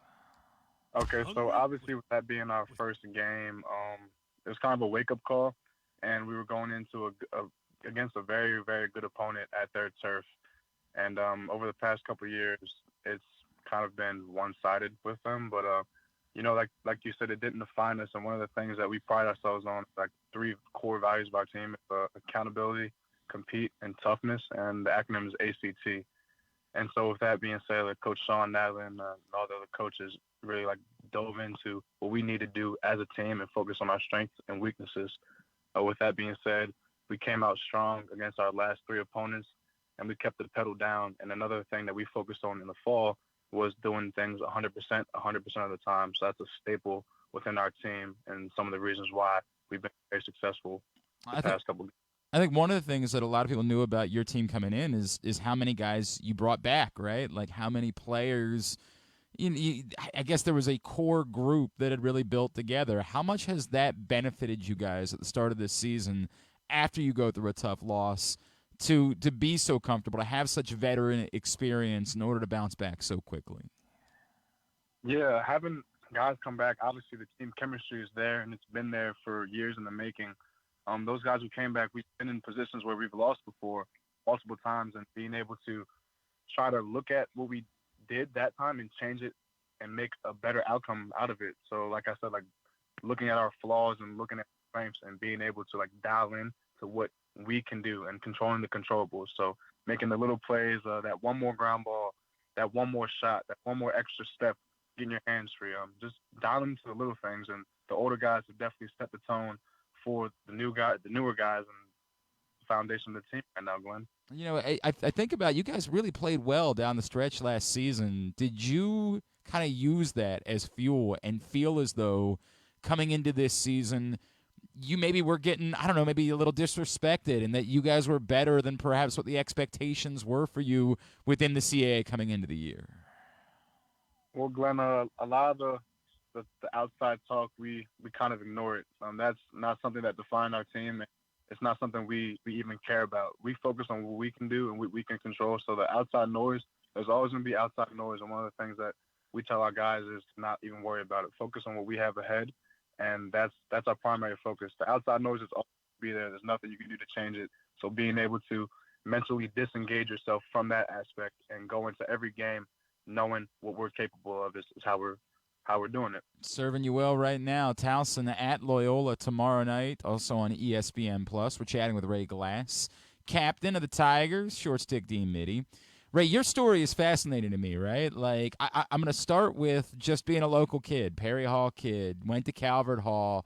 Like, did you know you wanted to stay home and play like 5 feet away from where you had been playing? Or, was it just the way that it worked out that you ended up at Towson? Yeah, so with college coming in, like obviously my senior year was COVID, and like a lot of high school kids who were in my grade, graduated 2020, could probably attest to this. Like it was definitely a struggle figuring out what was going on because the world was in shambles. Like I said, it was a pandemic. Everyone was staying home, and the college was like a question. It was like, am I going to college? Am I not? Like, what's the next step going to be? So for me, that being said, like I enrolled in Towson, and I necessarily didn't know that I was like going to play lacrosse here. And then I reached out, and I was able to get a spot, be able to try out, and I eventually made the team, and I was very, very thankful for that. And a lot of it goes into like the mentality that I think was set from a foundation from my parents. So when I was little, they always told me to fight for what you want, and nothing's impossible. And I went to Calvert Hall, played football, lacrosse, and ran track. So I didn't know what I wanted to do, what my focus would be, because I was so involved in 3 different sports. And then I came to Towson. There were some local guys on the team, Garrett Zengalia, Josh Weber, and then Luke Downs eventually came up there. But some guys that I knew were Calvert Hall dudes. And then I kind of asked them, like, hey, like, you think I have a shot here? And we ended up having a bunch of Calvert Hall guys on the team. That's kind of my story. Wow, that's really cool, man. And I can only imagine how much having to put in the extra work in order to earn your path has meant to you. Like, it's got to make it so much more enjoyable to find success knowing nothing was given to you. Yeah, 100%. It's definitely a humbling thing. I always pride myself on like being humble, and especially like that's one thing we talk about in the team, like being humble and staying true to what we do. Like the outside noise does not faze us, and it never will. So now the other part of it is the ROTC program. Tell me about where that came from for you. Is service something you always knew you were interested in? Is it definitely part of your path after college? Like, give me the background on that. Yeah, so I had a couple family members within the military, and like I always ask them questions like, hey, like, what's it like here, or like, do you like doing it? Like, what's the big thing? Because the military was a question to me when I was a younger kid, and I always was like figure out like what my purpose was in life growing up, and a lot of that was attributed to COVID. Being locked in the house 24/7, I was like kind of lost. I didn't know what I wanted to do, and I got here my freshman year, didn't join until my sophomore year, and I was always wondering like, hey, like, is it possible to do this? And I heard about the ROTC program, and funny thing, it's partnered with Loyola University, so Towson and University. Kind of funny. But we had a former teammate named Travis Maynard. He was also doing ROTC and lacrosse at the same time, and I was like, hey, like, is it possible to do this? Like, what's the workload? And then I talked to him, got in contact with the cadre at Loyola University, and then I ended up joining ROTC, and I think it's one of the best things I ever could have done. What are the goals for you now? Once lacrosse is over, once your time at Towson is over, what are the goals? So right now I am currently going to be a quartermaster officer. That is a logistics officer in the U.S. Army. And I will have to go to basic officer leaders course following graduation. That would be down in Virginia for about 16 weeks. And then my path will kind of shape itself after that. I will get my duty station. And then since I'm a scholarship cadet, I owe 8 years to the military. And okay. My plan is to go the first 4 years active. Well, this doesn't come easy, I'm sure, right? Like, I'm sure there had to be at least some thought in your mind. But once you decide that this is your path, is it more excitement for that? Like, I know that right now you're excited about Loyola and you're excited about a 3-1 start and, the opportunities that your team has. But how excited are you for that next chapter in your journey now in service? I'm definitely excited. It's the end of a journey for me from like freshman year all the way up to now for the college aspect, but it's another step in my life that I'm going to have to take. And obviously it's a little nerve-wracking at first, but I think I've been put in a position to succeed in any role that I do, and I'm ready for it. I know I have people in my battalion for ROTC who are going to like a whole bunch of different places, but the ROTC program really did their job and did a great job being able to train us up on what we need to know in order to be successful officers within the U.S. military. Yeah, that's awesome, man. That is awesome. It's so cool to hear your perspective on that. All right, and then this week, obviously, both Loyola and UMBC, being a local kid yourself, I'm imagining that these types of games maybe mean a little bit more to you. Obviously, you guys already got Navy, and then we talked about the Hopkins thing. But how much does a week like this mean to you? And maybe do you have to remind some of the guys on the team that aren't from here about how much these games mean? Yeah, with a lot of these games being within the same state, obviously there's a lot that goes into it. There's a lot of pride. There's a lot of family members who come to the games who are also local guys from the other schools, and so some of the teammates on those teams, like I know, and obviously they'll like joke around and stuff. But like I said, the outside noise does not faze us at all. We know what we need to do to be successful, and obviously it would be great if we come out on top. No doubt about that for you guys, and I'm sure they're feeling the other way on the other side, as it's been a struggle for Loyola coming into this one, so it's a big one tomorrow night. Ray Glass, man, first of all, thank you for your service. I know that sometimes sounds trite, but I hope you understand how much we mean it. We appreciate that someone as thoughtful as you is willing to step up and say, hey, I want to do what I can do to lead, and I think that means a great deal to everyone. We are wishing you and the Tigers the best throughout the course of the season. Appreciate you spending a few minutes with us this morning. Hey, thank you, Glenn. And like I said, thank you for having me as well. It's Ray Glass, Towson Senior, and again, tomorrow night, 6 o'clock over at Ridley Athletic Complex, Towson takes on Loyola. Today's show also brought to you by the print issue of Pressbox, which is available right now for free at your neighborhood Royal Farms, any of the hundreds of locations around town where you find Pressbox. You can read it all at PressBoxOnline.com. The promise of spring as we dive into the opportunity ahead for the 2024 Baltimore Orioles. You see that collage of players on the cover. Go pick that up right now. A lot of college lacrosse inside this issue as well, available wherever you find Pressbox throughout the region. We come back in, the guy that's on the back cover of Pressbox. I don't know if he'll ever make the front cover or not. We'll think about it. If he shaves, maybe. He is our friend Jeremy Conn, and he'll join us next. Glenn Clark Radio. Hungry? With 7 locations throughout Maryland, Glory Days Grill is always right around the corner. They have wings, burgers, salads, sandwiches, and drinks to satisfy everyone, as well as tons of televisions and sound delivered right to your phone. Glory Days is the best place to watch football or whatever your favorite sport is. While you're there, be sure to check out Goose Flight's Lager, named in honor of legendary Raven Tony Goose Siragusa. $2 of every can is donated to the Goose Flights Foundation. Glory Days Grill. Great food, good sports.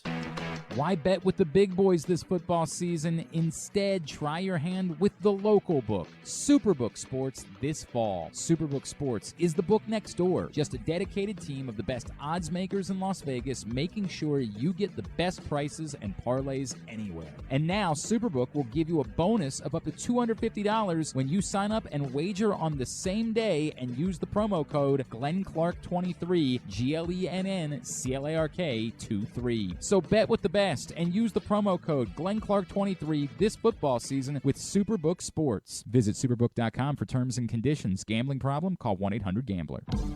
6 chicken tenders made from fresh, never frozen Royal Farms world-famous chicken, a family-sized order of Western fries, honey mustard dipping sauce, and a 2-liter bottle of Dr. Pepper. It's Royal Farms' new Tucker's Tenders Meal. It's Justin Tucker's favorite, and at only $19.99, it'll be your favorite meal, too. The new Tucker's Tenders Meal, available only at Royal Farms. Now you can kick back, relax, and eat like a champion.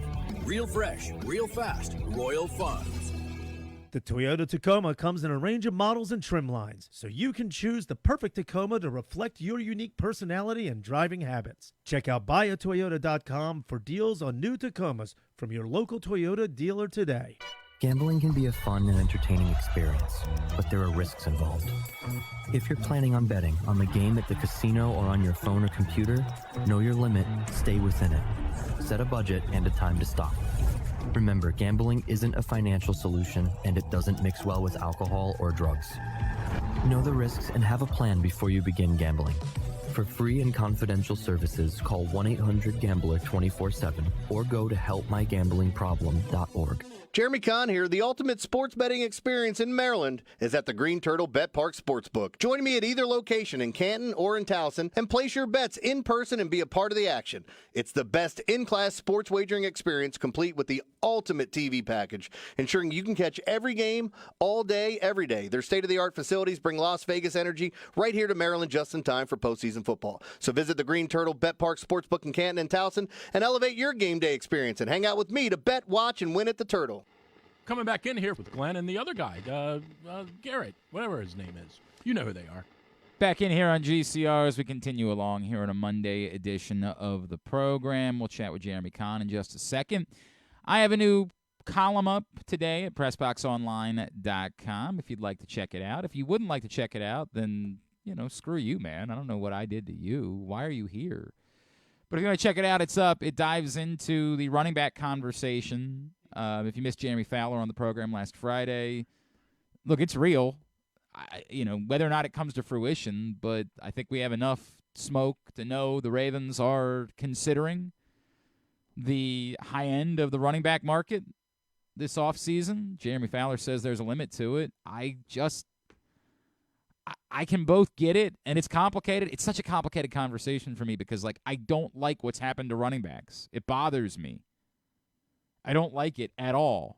And yet, my gut is whatever money you'd be spending on a running back, you'd be better served spending elsewhere. That's just my gut. I can't tell you. Look, I hear it. Well, boy, how intriguing would it be, Lamar Jackson, Saquon Barkley? Yes. It'd be wild. You need a right guard. You need an edge rush. I think running back is a luxury. That's just my gut. I don't think the difference in the Ravens' ability to beat the Chiefs last year was whether or not they had a better running back. I think it was giving the ball to their running back. Wrote about it at PressBoxOnline.com today. You can go there and check it out. You can always check out the Big Bad Morning Show on 105.7 The Fan or the Green Turtle Sportsbooks in Towson and Canton or, for example, ConcreteLocks.com, C-O-N-N. ConcreteLocks.com. That's where you'll find our friend Jeremy Conn, who's with us now here on GCR. What's going on, buddy? How are you? And my OnlyFans page is free today, so I'm doing well. Oh, look at you. Yeah. It's good because I have really been trying to make it work with that commercial last week, and I just got to tell you, pal, it is I try. Food, fun. Somebody said, do you go up to anybody's plate and just take food off of it? And I said, I'm the ambassador. I can do what I want. I have diplomatic immunity. Ambassador Conn. That's correct. Yeah. Food. Fun. By the way, with the stuff that you just said about the Ravens, I don't know that I could have said it any better. It feels more like a luxury to be able to get a great running back like Saquon and have him back there. And I know all that stuff's exciting, but it's also something where it's like you have more important things that you have to figure out than just adding another running back or putting somebody sexier in the backfield. And we still got to figure out, are they going to give them the ball in the postseason once they're in the backfield? Look, man, it's so difficult for me because I like these. I like Josh Jacobs, right? I don't know where I am with Derrick Henry at this point of his career, but I don't think I would say no about to me, Derrick. He's the most interesting one because I don't think he's going to cost what the other ones would cost. I think that's probably true. I'm not saying it would be awful if the Ravens did that. I just don't – we're talking about whether or not they can keep Ronnie Stanley around because they have monetary issues. And I get it, the cap went up, and that's a good thing, but it went up for everybody, so now everybody's got more money. They have to keep Justin Madubuike around. There's no scenario where Justin Madubuike can't be a Raven, and if that requires the tag, that's $22 million against the cap this year. That, hopefully you buy yourself some time and you get it figured out by July so he doesn't have to play on that figure. But, I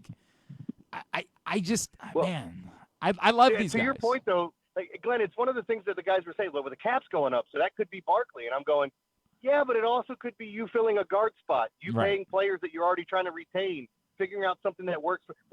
My number one goal in the offseason, if I'm the Ravens, is making sure Madubuike's back. Yep. My number two goal is making sure Madubuike's back on a contract and not the franchise tag. Yes, those would be my first two goals. Those are the first two things I want to make sure. Yeah. No doubt, if you can get it worked out on a deal now, if you don't have to put the tag on him, then it does change a lot about your offseason because that could be the difference in, $12 million or so that we'd be talking about. against the cap. Your offseason would be dramatically different if you can work out a deal. And maybe, again, if you can do that, that ends up being the money that you can spend on a luxury item. And that's why when I say no, I'm not saying like hell no.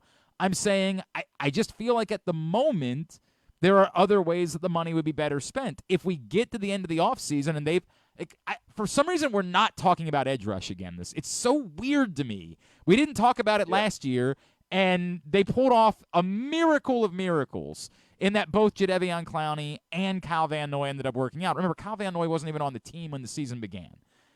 Now we're in the exact same boat with the edge rush thing, and once again it feels like no one is talking about it. It's almost bizarre to me, and there's no Mike McDonald to scheme up, and I hope that Zach Orr proves to be an outstanding defensive coordinator. They have to address edge rush somehow, and whether that's bringing back Jadeveon Clowney for a little bit more money than it cost last year, I don't think I'm opposed to that because he was so good a year ago that I'd be willing to listen to it. But you got to do something there. Well, and it's funny too because we're sitting here talking about it, and if I said to you, would you rather have Jadeveon Clowney back or Saquon Barkley? And it's an either or. You can't have both. Like, I want the edge rusher back. I'm sorry. I do too. I feel like you can't find a pass rusher in the mid rounds of the NFL draft and have somebody come in and be successful. And I'm not saying it's a foregone conclusion that you draft somebody in the third round and they come in and be your guy. But with the way the Ravens evaluate talent, I think they'd be able to find somebody that's serviceable at best if you needed to find that. The other parts of it are you have to figure out the rest of this. There's some things that are you're going to lose players that were really good and really helpful to this team. Yeah, Patrick Queen's gone. You might have to make gone. some tough decisions on cap casualties and have dead money on the cap too. Yeah, Patrick Queen's gone. Geno Stone almost certainly is gone. As you pointed out, Kevin Zeitler's gone. The question, I think the tackle position is an interesting question where everybody knows the Ronnie Stanley situation. I'm still slow to think that ends up being the answer. I just think that's a huge to have left tackle be the big question mark. That's still tough for me. I don't have the appetite for it just yet. I know that Ronnie Stanley has not been quite the same, and I realize the injuries, but the combination of Stanley and McCary has actually worked out fine. Somebody would say, well, why can't it just be McCary? Well, then you're hurting your depth at that position and at every other offensive line position because he's also your backup literally everywhere else. So, see, well, I was just going to say, to your point, though, with all those things that they have to do, Glenn, you're also coming back into a division where Cincinnati's going to come back healthier. I'm sure the Browns are going to be a little bit better. I think the Steelers are going to find their quarterback. And I still think the Ravens are going to be really good no matter what happens. But they have to be – I think this is a really key offseason that we're not as focused in on as we should be. I don't disagree with that. The Steelers finding their quarterback is an interesting part of this because if they do, they're dangerous as F. But there's just so many names out there. Are you convinced it's Fields? That's what I was going to say. Because Fields to me is the one that I would say, if they get Fields, they're a massive problem. I think they're good with Cousins, but I don't know. The Cousins thing is fascinating to me, right? Like what is a team willing Cousins scares me in Pittsburgh because I think it's a perfect spot for them. Right. It's they don't need it doesn't require greatness. It requires competence, and he's capable of being better than competent. Well, statistically, Cousins is a top 5 guy against man-to-man defense, top 5 quarterback against man-to-man defense in this league, which sounds weird. Right. But and look, part of that can be, hey, I have Justin Jefferson. Yep. I'm pretty good when you're matched up one-on-one with him, or if there's somebody over the top. But they've got good receivers in Pittsburgh too. Not Justin Jefferson, obviously, and not he had Stephon Diggs before that. It's not that he'd be working with, but Deontay Johnson and Pickens aren't a bad combination of players to be throwing the ball to either. Nope. Yeah, they do become scary at that point. And I say all this, dude, it really does bother me. I am convinced, Jeremy, and I've said this a few times, that in our lifetime, your and I's, we're going to see the death of running back. Like, it's going to happen. Oh. That we are what it will become will be not all that dissimilar to what we see with like Kyle Hamilton right now. Like, and I almost don't know if that's the end of the world. It's going to hurt me because I wrote about it today at Press Box. Part of what makes this so difficult for me is I love running backs. Dude, watching Jamal Lewis was an effing joy in my life.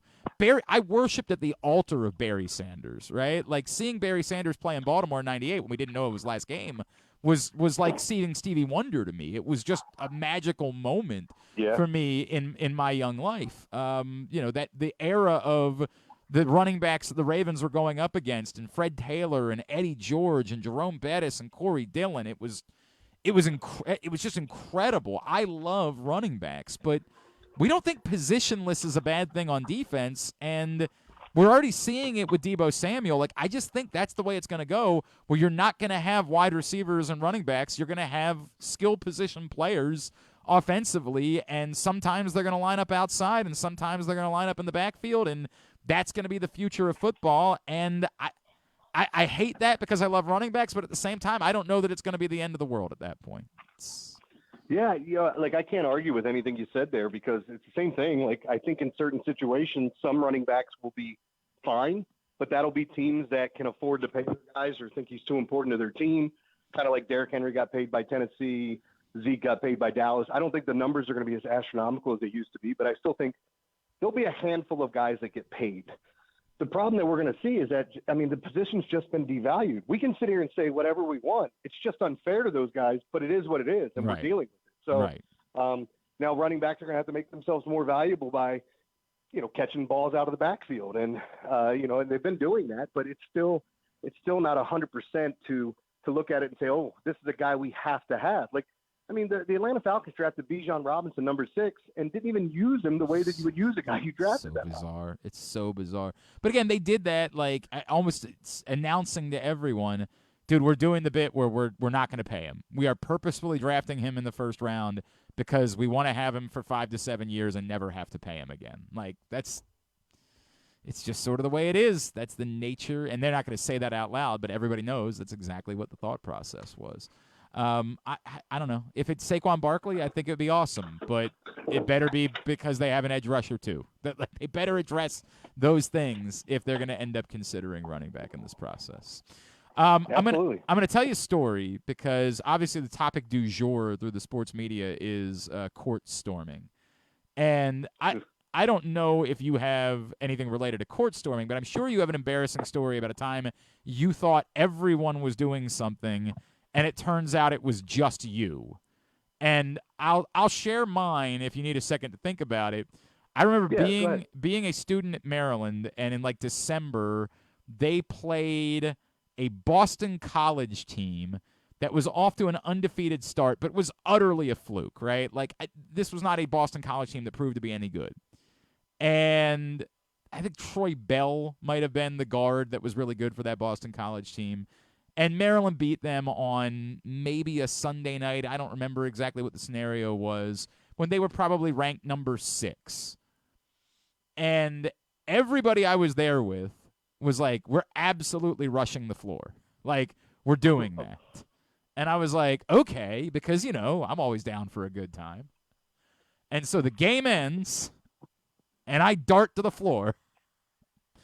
And everybody realizes nobody else was running to the floor, because why would you rush the floor after you beat Boston effing College? Why would anyone ever do that in the history of time? Why would that be something that would occur? So there my stupid ass is in like my, Maryland pajamas standing. And I couldn't even tell you who was on this Maryland team at the time. I don't know. Maybe Mike Jones. Maybe it was a DJ Strawberry team. I don't know. But like everybody is looking the court for Strawberry Jones. Oh, by the way, I was definitely covering this team within like 2 years of this moment. I'm standing on there in my Maryland pajamas like an idiot, looking back at the rest of my friends like, dude, what the F? Like, what happened here? And like nobody's ushering me off the court because I'm just one guy. Like, why the hell would anybody care? I think of the time where, like, pranks have been played on you like that. Like, like going out for your 21st birthday and everybody's drinking water or doing shots of water and you're doing vodka or tequila and you don't know that. That happened to me, and my night ended. My 21st birthday ended with me sitting on a toilet, throwing up in my lap, and taking a crap. So, like, my ex-wife just literally shoved me into a tub and turned the shower on all night. Oh, boy. Yeah. I've had that. I got a note from a girl that I actually ended up dating. She left me a note one night after we were at my buddy's place. She said, oh, God. She said, Glenn, didn't know where it was about to come out of next. Just threw you in the tub. Have you ever see, that stuff's great. Have you ever had like an ugly sweater party where someone told you it was something like that and you went and it wasn't? So you were the one goofball dressed up, or $1,000,000%. Yeah. Or like they didn't even, not even that they were like played a prank on you as much as like it got lost in translation. So I threw, when I was a manager at Best Buy, when I was like 20 years old or whatever it was, I threw what was supposed to be a lingerie Christmas party. But then I was informed by my boss at the Best Buy that I couldn't invite people from work to that party because it could be deemed sexual harassment to be telling, like, well, you got to be in your underwear or whatever. So I said to everyone, like, it's not, like I did that bit where, like, it's definitely not a lingerie party, right? Like, that's definitely the case. And then, like, a couple of people showed up in their underwear and were like, what the hell is going on? Like, what is this? I love that. Yeah, that was an uncomfortable one. Always fun times when weird stuff happens and somebody's, I mean, we played those jokes all the time on people. I was telling the story the other day, like I loved, even because I was a pizza delivery guy, of pranking the pizza delivery guy and coming to the door in my underwear with a rubber mask on, like, and which that always would freak the guy out, or if it just happened to be a young lady, it was more embarrassing for me, actually. Right. So. Yeah, definitely more embarrassing for you. So I bring this up because obviously everybody's talking about court storming. I don't, dude. I feel like lukewarm about this, where obviously what happened on Saturday can't happen, but like also Filipowski's apparently fine, so like it's not that big of a deal. It's not the end of the world. I don't know, man. Like I'm passionate about this and not the way you would think. Okay. Like, I hate court storming. Okay. I don't know. And like, hear me out on this. I'm not trying to be I like to have fun. I like goofy things. If that's going to happen, make sure the players get off the floor and then let them run on and celebrate. Like, that's the only prerequisite I have. We protect athletes, celebrities, and all these people that are putting on a performance for us to come watch. Yep. Whether you want to talk about sports, theater, music, whatever. Why are we throwing bottles at them? Why are we throwing things, on stage outside of bras and panties? Why are we storming the court, running into them or getting in their face? Like, we even saw Kevin Durant run out and somebody called him a bitch and he turned around and confronted them. They were ready to throw those guys out for just yelling bitch. What if those people were on the floor at the end of the game yelling bitch? It's just, there's emotions, they run high, and I feel like court storming should not happen, period. That's just me. So I have no problem with that inherently, right? Like, and I said that when we were talking about it earlier. Like, there's no defending court storming. The only reason it exists is because it exists. We saw somebody else do it when we were younger, so that's just what we think we're supposed to do. There's no actual reason for it to be a thing. If there is a way, I can't believe him. Griffin actually had a good idea where he was like, you put up a 30-second clock. I said it's so surprised. Yeah, well, I'm surprised. You put up a 30-second clock once the game is over, and you say nobody's allowed to run on the floor until this 30-second clock runs out, and that gives the other team time to get off the floor. Anybody who doesn't want to be a part of it can leave quickly in those 30 seconds, and then you let everybody run out there. And I was like, okay, if you want to do it, that's a reason to do it. But if the answer is simply there's no justifying it, it ain't going to break my heart to end court storming because it doesn't need to exist. Like, yeah, it's just, it's like and people don't want to hear this, it's like the national anthem before a sporting event. Like, right. It's paid to be there. Like, you don't have to have it there. Like, there were people that were upset over, what was it, Lift Every Voice being played at the Super Bowl. And it's like, the song's not for you. Who gives a rat's ass? Right. The anthem shouldn't even be played. Like, it's, and this isn't me trying to be like non-patriotic. I'm just saying we get upset over some of the dumbest things. And this is something that's so obvious that it's just, it's an easy thing where they say, no, this can't happen. I mean, I remember when, what was it? It was Ole Miss. Ole Miss had an upset game, and it's Ole Miss. Like, you shouldn't be running on. I don't care if you beat number 1 Alabama. It's like but Boston. They took like down Boston the goalpost and threw it in the river. Right. Like what are we doing? Like, we're going to ruin stuff. I just never understood that. Like, celebrate, have fun. Why do we have to flip a car over? Why do we have to light something on fire? And I still think people in West Virginia should be able to light couches and mattresses on fire. That's part of their heritage. And of course, marry their cousins, obviously, right? Like, it's tradition. That should be allowed right, in certain areas. Like, you're raised a certain way. You're not going to change. You're bringing. I compare a lot of this stuff to I don't know. Did you ever read the short story "The Lottery" when you were growing up? Was that mandatory reading? So, like, I compare a lot of it to the lottery, which was like the point of the lesson that you're supposed to learn from the lottery is that, like, just because it's tradition doesn't mean it should exist. It needs to be justifiable in some way. And, like, when we do these things and we say, well, it's tradition, right, but why? Like, why is it tradition? Why does it exist? And if the answer is shrug your shoulders and say, I don't know, then it's okay to question whether or not that tradition should exist. And I'm not hell-bent it's got to go. I would say either it's got to be fixed, you got to come up with a solution to make it safer or more, or it's got to go. Like, you have to figure out how can we do this in a better way, or it's got to go and it's fine. Everybody's going to be okay if it goes. Yeah, and we were talking about the LeGarrette Blount incident, even though that was with a player on another team that got in his face, and it's a little bit different. But are we waiting for something really bad to happen to say, no, we shouldn't be doing this? Because I think this is the perfect chance with Filipowski's flop. And, I mean, look, there were people running at him, and he put his forearm up. I don't know if he thought the guy was running directly, and then the guy went to run around him, and then he hit him, and then he fell to the floor like he was going to be trampled, with everybody trying to get in at the Waste Management Open. So I just don't know if if it's something that we got to have something really bad happen to make it stop. And I've been talking about this for years. You're just waiting for a fan to get hurt because somebody hits them, a player to get run into, even if it's a minor injury, even if he had to miss a game, that shouldn't happen. No doubt. No doubt. All right. Are you a Shane Gillis guy? Love him. Did you watch on Saturday night? I've seen most of the skits. I did not watch it Saturday night. If you haven't seen the Emu, and Doug, I think it was a deleted one, which is insane because it was brilliant, and some of the stuff that was on the show was not. I like Shane Gillis. It's a weird bit where I think there are people that worship at Shane Gillis's altar, and it ain't because he's the best comedian. It's because they think he represents something, and the truth is I'm not really sure that he actually represents that. I don't think he's actually actively attempting to make some sort of political statement. I just think he's kind of a doofus, which is part of what I like about him. He used the R word during his monologue, but and when I wasn't watching live, when I went back and watched, I was okay with the context where he wasn't I do have a problem with that word, right? I do. I think we should be capable of saying we don't use that word, but he made it clear that the person that was using the word was the butt of the joke. And in that way, I get it. I would still say it's not necessary, but I get it. That's okay. Just using it flippantly is the thing that would be a problem.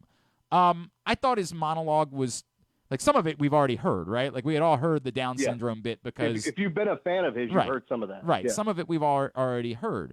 I thought it was nervous, which I kind of it was endearing in a way, right? I thought he was genuinely nervous hosting Saturday Night Live. I was that's kind of cool. I think he kind of got a crowd that's not his crowd. Yeah. And then when they heard some of the things that he was joking about, they were kind of shocked and didn't know. Right. I don't know if they didn't know if it was okay to laugh. But here's the dilemma, and I love comedy, and I wish comedians were free to kind of speak their minds on stage and tell jokes and make fun of everything. I don't think anything is out of bounds because everybody has selective outrage. Terry Ford, there was somebody I used to work with. Can we go back? that made a joke to me. Could be anyone. Yeah, his name was Ferry Tord. Right. I worked with him a long time ago. No, but Terry. Wait a second. Did you just call someone a fairy? You're canceled. That's it. You're out.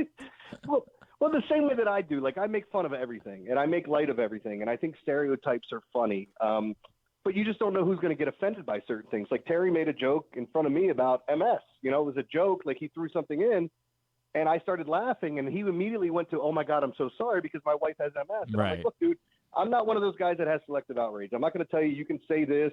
You can make fun of fat people, but you can't make fun of black people, or you can make fun of this person but can't make fun of that person or whatever." I think everything's fair game if it's done in a comedic atmosphere, and it's not just I'm not up there spitting hate, or whatever. The thing I love about Shane Gillis and what a lot of comedians have gone to, if you're disabled, you use that in your bit. If you have somebody in your family that has something, you use that in your bit. Well, he has a relative that has Down syndrome. So he's kind of used that almost I can talk about it because I've grown up with it. And there's almost it almost to me feels like there's this big push of people telling stories and having people in their family, and then they make light of their family, and then people kind of accept it. But I have heard the R word used way, way more than I think I have ever heard it before. Gay is coming back, and people are using, the F word there it's weird how things get canceled. And I think what's happening with comedians they're just going, I'm going to do what I do, and we'll see who shows up. And people are still showing up in droves. So even though they're canceled by half the country, the other half is supporting them. I think what makes someone a talent is I would say that I think there are people that just think that word alone is funny, and it's not, right? Like, it's not. Yeah. You have no skill. You offer nothing to society. You just think that you're making some sort of statement that you're not making because you're unwilling to consider why we've had a conversation about the word. I think when someone's skilled, they're able to figure out what the appropriate way is to attack these types of things. And I do think in that way, like I like Shane Gillis. I do. I think he's funny. Again, I don't think he's quite as funny as some people think that he is, but I think he's funny and I enjoy him, and I enjoyed him on Saturday Night Live, and there were moments that were awkward, but like I just think part of him is he's awkward. Like, that's his. See, but I love that though. Right. Too. And the other thing I'll say is I do think he's one of the best comedians out there. So maybe I'm holding him up to a higher standard. Yeah. I think he's very good on the fly. I love watching him like on these podcasts when he's just being interviewed, and he's just so naturally funny. He reminds me of, and this is going to be it's a total cultural difference, but like he reminds me of JB Smoove and just how funny he is in the moment. And that's what I love about him. Like his joke on Saturday Night Live about starting a coffee place run by people with Down syndrome, and the line being around the corner, and everybody going, oh, and they all start cheering. He goes, well, it's not because we're busy. It's just because we're really slow. Right. And like that's great comedy writing.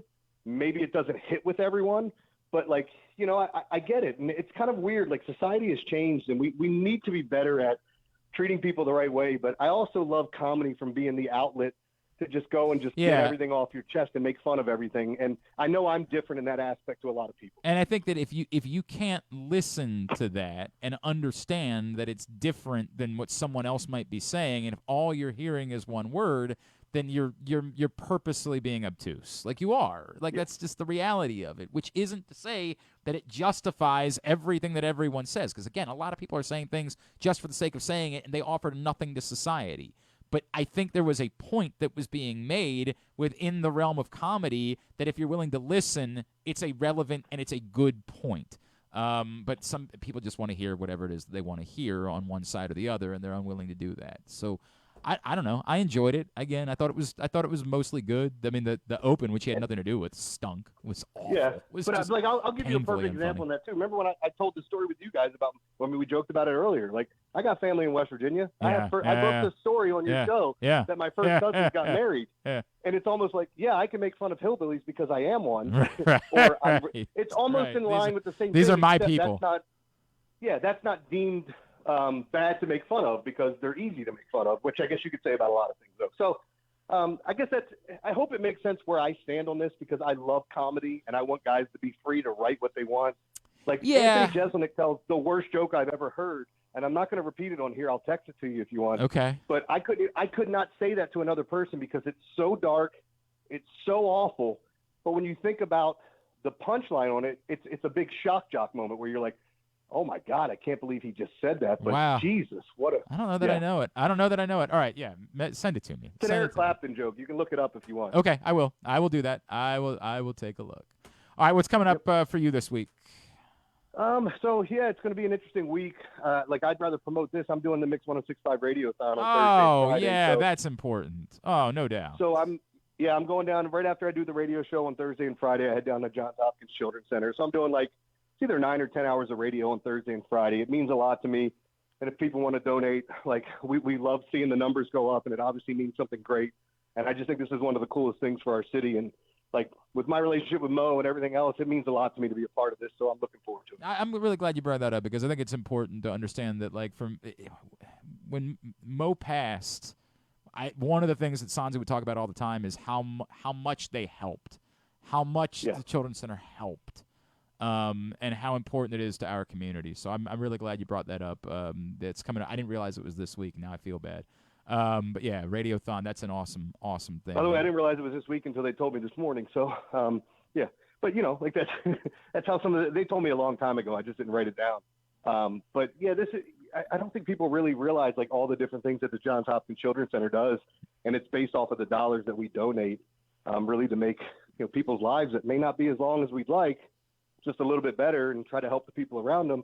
And then every once in a while, I don't want to say every once in a while, a lot of times we get great stories and success stories, and those are great. But we also have the really sad ones that we need to bring up because these things happen. No doubt. That's good on you. Good on everybody over at Odyssey. It's how many years has this been with Radiothon now? It feels like it's 30-some. Right? I think. It's incredible. I mean, I'm probably wrong. I'm probably shortchanging it. This is my 4th year with them. So great stuff, buddy. Appreciate that. At JCon Sports, ConcreteLocks.com, Green Turtle, Big Bad Morning Show, and Radiothon this week. Support the Johns Hopkins Children's Center. Appreciate you, bud. We'll talk again next Monday. All right, guys. Thanks. Jeremy Conn with us here on GCR. Oh, man. It's difficult listen, by the way, because you are going to cry during Radiothon. You're going to cry. Just the way it's going to go. All right, winding down for a Monday edition of the program. Today's show has been brought to you by Superbook. Do we have numbers yet for the Orioles today? That's an excellent question. Let's see. Both games. I wonder if that'd be a fun parlay. Just for some reason, we can't bet the Orioles today. I don't know what that's all about. Is it because of the fact they have 2 games, maybe? Maybe, but I mean, you say we have lineups. Do we? Part of it might be we don't know which, beyond the lineups. Do we know who's available? Who's pitching? Right. I mean, Chase McDermott is starting one of them. Seth Johnson starting the other. Right, but do we know? Did they announce who's gone? Sometimes they'll announce ahead of time. I don't know. No, the Orioles announced their starters for the rest of the week, though. I know Grayson's pitching tomorrow. But none of these games are on Kramer TV. on Wednesday. So, Tyler Wells Thursday. I don't think they're on TV again until Sunday. Or when is the Yankees game? That's this weekend. Whenever the Yankees game is I think it maybe. I wish I knew. It might be Saturday again. It might be another Saturday to Saturday situation for the Orioles and TV. So that's when I want to know who's pitching again, because it's the next time somebody can watch it. In the meantime, you can bet everything else. Oh, Drew Rom got a win yesterday for the Cardinals. Well, it's over. We lost. That trade, yeah. Yeah, it's over. That trade, we got destroyed. We kind of got our asses handed to us on the Flaherty deal. It's what it is. Hopefully you win some other ones. Hopefully that's the case. But as I mentioned, you can bet Morgan. You can bet Coppin tonight. Starting to think about maybe big events on the horizon. Like maybe you're starting to think about futures for golf. Right now, you can get some Masters futures bets in. Scotty Scheffler is the favorite to win the Masters. Behind him, John Rahm, Rory McIlroy. You want to get in on a little bit of that action? You can start doing that now over at Superbook. Use the code GlennClark23 when you sign up. You'll receive up to $250 in a same-day first bet match, win or lose, from Superbook. I was trying to see if there are any draft futures that were up just yet. And I am, hang on a second, NFL. No draft futures up yet. Do have a lot of futures for next year available, but not anything for the draft just yet. We still got a lot of time, free agency. You got to figure out, what positions certain teams are going to address. I would say, actually, it might be tough to do draft futures this year just because there's such uncertainty about number one. Normally we don't have this much uncertainty about it, but as much as people believe the Bears are just going to trade Justin Fields and draft Caleb Williams, we don't have confirmation about that just yet. So we'll see how it plays out. Is there anything? Oh, Peter King announced his retirement. Okay. Which would be kind of weird for me. From the bulk of my life, I don't want to lie. I don't want to be a poser here. I like Peter King. Mostly. Sometimes I thought Peter King went a little too far in defending the NFL in certain situations and protecting his access. And I get it. It's a very difficult line for a reporter, and certainly a reporter of Peter King's stature where he always had access to everyone.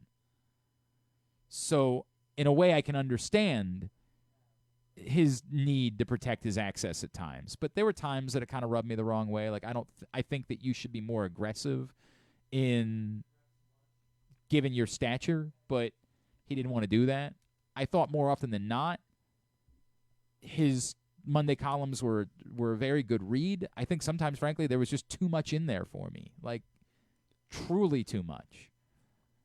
And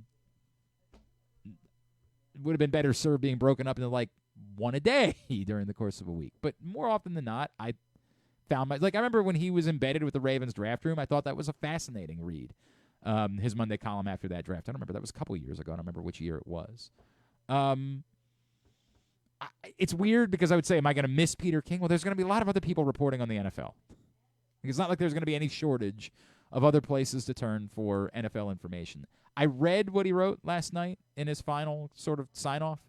I thought one of the things that was interesting was him bringing up the fact that, like, the NFL itself is monopolizing more and more coverage. And if that's one thing that's disappointing, it's like losing that Peter King, while maybe he was protecting his access at times, he also was at least, there was the veil of independence about what he was doing, that it wasn't as sanitized. And so if in the NFL's mind Peter King's gone, well, that means we will give more access to Ian Rappaport. That's a net loss. Because while I don't disrespect Ian Rappaport anyway, he's employed by the NFL. So I hope they continue to value reporting from places like The Athletic, whatever SI ends up being, God knows. I mean, if SI is even going to exist. What we're talking about, Shane Gillis, the Sports Illustrated jacket he was wearing. Yeah, it was fun. That was fun. I like that jacket. It was again, for a certain group of people, like Shane Gillis could have farted for an hour and a half, and it would have been the greatest show they'd ever seen. So you kind of have to dismiss them as an independent. Like, I have no strong emotions towards anybody involved. It was a good show. It's just another episode of. It was largely just SNL. another episode on SNL. Yeah. There were a lot of misses. There were some hits. I'll have to watch the Limu Emu one. That one was. It wasn't on the show. Yeah, I did not. It was see that just later, on. so It was. That was the best thing they did all night, and that's the difficult. Like, nobody wants to say this, but like, it wasn't just that the writing was. Shane Gillis isn't necessarily like an actor, and in some moments he came off a little stone, like, because it's just not. He's not used to doing this, so. It was a fine show. It was a fine show. It was fine. Tidbit brought to you today by Goose Flights. We love Goose Flights. Go get it all over town. Cans at your neighborhood Glory Days Grill, as well as at the Green Turtle Bet Park Sportsbook in Canton. Also at Alonzo's on Cold Spring Lane. Cans and Sixes at Guilford Hall Brewery and at the Costas Inn. Sixers and Cases at the Wine Source in Hamden. $1.98 from every can sold goes to benefit the Goose Flights Foundation. And you only have a couple days left to get in on this giveaway that we've been doing. In partnership with the launch of Goose Flights, we're giving away $1,000 in Baltimore sports ticket credit. Go sign up right now, PressBoxOnline.com/GooseFlights. Jokic became the second player in NBA history to have 80 points. Dap up Pat Spencer? Oh, yeah. Would he be the second ever? I don't know. He might have been. I assume some of his teammates have done it over the years. First to ever do it. 80 points, 50 rebounds, and 45 assists in a 3-game span. He is the second player to ever accomplish this in a 3-game span. Any ideas who the only other? It's 80 points, 50 rebounds, 45 assists. I mean, the one guy that probably could have done it in one game. Oscar Robertson? No, not Kareem Oscar. Abdul-Jabbar. 80 points. Yeah, 80 points. Like, who scored? Yeah, LeBron? No, not LeBron. Michael Jordan. Not Michael Jordan. Oh, man. This is why, I don't think that helped me, what you just said sorry. there. Then I was just trying to think of triple-double guys, like the list that we were doing last week. Right. Was the list that I was trying to come up with, and that's why I'm Russell Westbrook, James Harden, Kevin Durant. Oh. Okay, this is not going well. He scored 100 points in a game once. Oh, okay, got it. Wilt Chamberlain. Fine. Keep going. So yeah, sure. we got to fix something in the studio, and John Colson's doing the bit where he's like staring, like what I'm waiting for him to look at his watch that he's not wearing. So an AP top 10 team, AP number 1 team losing by 15 points and then losing to, I phrased this wrong. 2 D1 teams did this over the weekend, and it was the only time that this has happened this century that a team defeated an AP number 1 and by 15 points and then lost to an unranked team. It happened twice this year. Gosh, are you okay? I'm trying to read my tidbit here. And then lose to an unranked team by 10 points and do that in back-to-back games. You're saying because of Creighton? Yes. Thank you. Creighton beat UConn the other Right. night, and then came back and lost to St. John's by double digits yesterday. Go figure. Earlier this year, Nebraska did just that against Purdue, knocking off Purdue, and then coming back over the weekend and losing to Iowa by double digits. So it's only happened twice this century, and it happened both times. How about happened that? This season? It's probably a reason why it was always silly this year to do a blank versus the field I'll never get over that. They really did blank versus the UConn versus the field. Like, dude, have you been watching college basketball? Why are you getting mad at them offering a winning bet? Well, it wasn't a bet. It was some dumb thing ESPN was talking about. It's like a topic. Yeah, I'd love that. My buddy Aaron Oster was trying to get me hot and bothered about a couple of prop bets that they're offering in Vegas. He was like, hang on a second. Can we read my next tidbit as you go through? Or Cody Bellinger signed. Yeah, go ahead. All right, he's back with the Cubs. The Chicago Cubs. So you can get, I don't know who it's from, Adley Rutschman or Gunnar Henderson to win MVP, and Jackson Holiday wins Rookie of the Year. If all of that, you get it. So you need one of them to win MVP, and then Holiday wins Rookie of the Year. Yeah, you can get it 35-1. Either Rutschman or Henderson wins MVP, and Holiday wins Rookie of the Year. The other one you can get is. Can you get an either? What? Either an MVP or Holiday wins. Like you need one of them to happen. Well, you can just bet those individually. Yeah, but I want better. Yeah, I guess it would. I mean, this is a little bit. But what do you? What do you have odds for it? I don't understand why you got a problem with that. My God, you can just go to Superbook and find out what the odds are. So, what are you trying to get? I want either. I need one of them to happen. Somebody wins MVP or Holiday wins Rookie of the Year. Your odds would not make it worth it. It would not. I mean, it would not be a plus bet. odds there. Maybe you're giving a lot of things that could occur. You can also get it plus 2,800 Corbin Burns or Grayson Rodriguez to win Cy Young, and Holiday wins Rookie of the Year. Those are two bets that are available right now. Go ahead. Cody Bellinger was one of 8 players last year to have 20 home runs, 20 stolen bases, and 90 RBIs. Obviously, just finally re-signed with the Cubs, and it made me, question who has had the most seasons of 20 home runs, 20 stolen bases, and 90 RBIs. There have been 7 guys that did that 5 times. Okay. 7 guys with 20 homers, 20 steals, 90 RBI. I'll say Barry Bonds. Barry Bonds would be number 1. 8 seasons of 20, and 90. How about Hank Aaron? Hank Aaron only did it 4 times. What a bum. And how many? What's the cutoff? 5. 5? Yeah. Back to our Hall of Fame discussion. Like, who let that guy in? Right. How about Willie Mays? Willie Mays did it 5 times. A real Hall of Famer. Yeah, right? when the Hall of Fame meant something. Barry Bonds, of course, not in the Hall of Fame. That's true. That's a good point. Now it gets tricky, right? Like, it does. There aren't. Like, Ricky Henderson hit home runs, but I don't think enough to be on this list. He did not do it enough to make this list. Man. And I got to name how many more? I would like you to name 5 2. more. Yeah, I would like you to name 5 more. Yeesh. 2 guys currently are on the Hall of Fame ballot. They're not in yet. There are 2 guys on this list. Oh, Beltran? Yes, Carlos Beltran, 7 times. 2nd most ever. Wow, I did not know that. This is currently on the Hall. Did not get in. Yeah, he's a lot lower, like on the percentage than Beltran. Oh, I don't know that I'm going to come up with that. Stan wants him in. I don't know if that'll. Oh, Bobby Abreu. Bobby Abreu did this 6 times. I can't believe Bobby Abreu did that one. That's nuts. 3 more. All right. Making progress. 3 more. 2 that if I give you a hint, it would probably give it away, so I'll hold off. I might have to get there.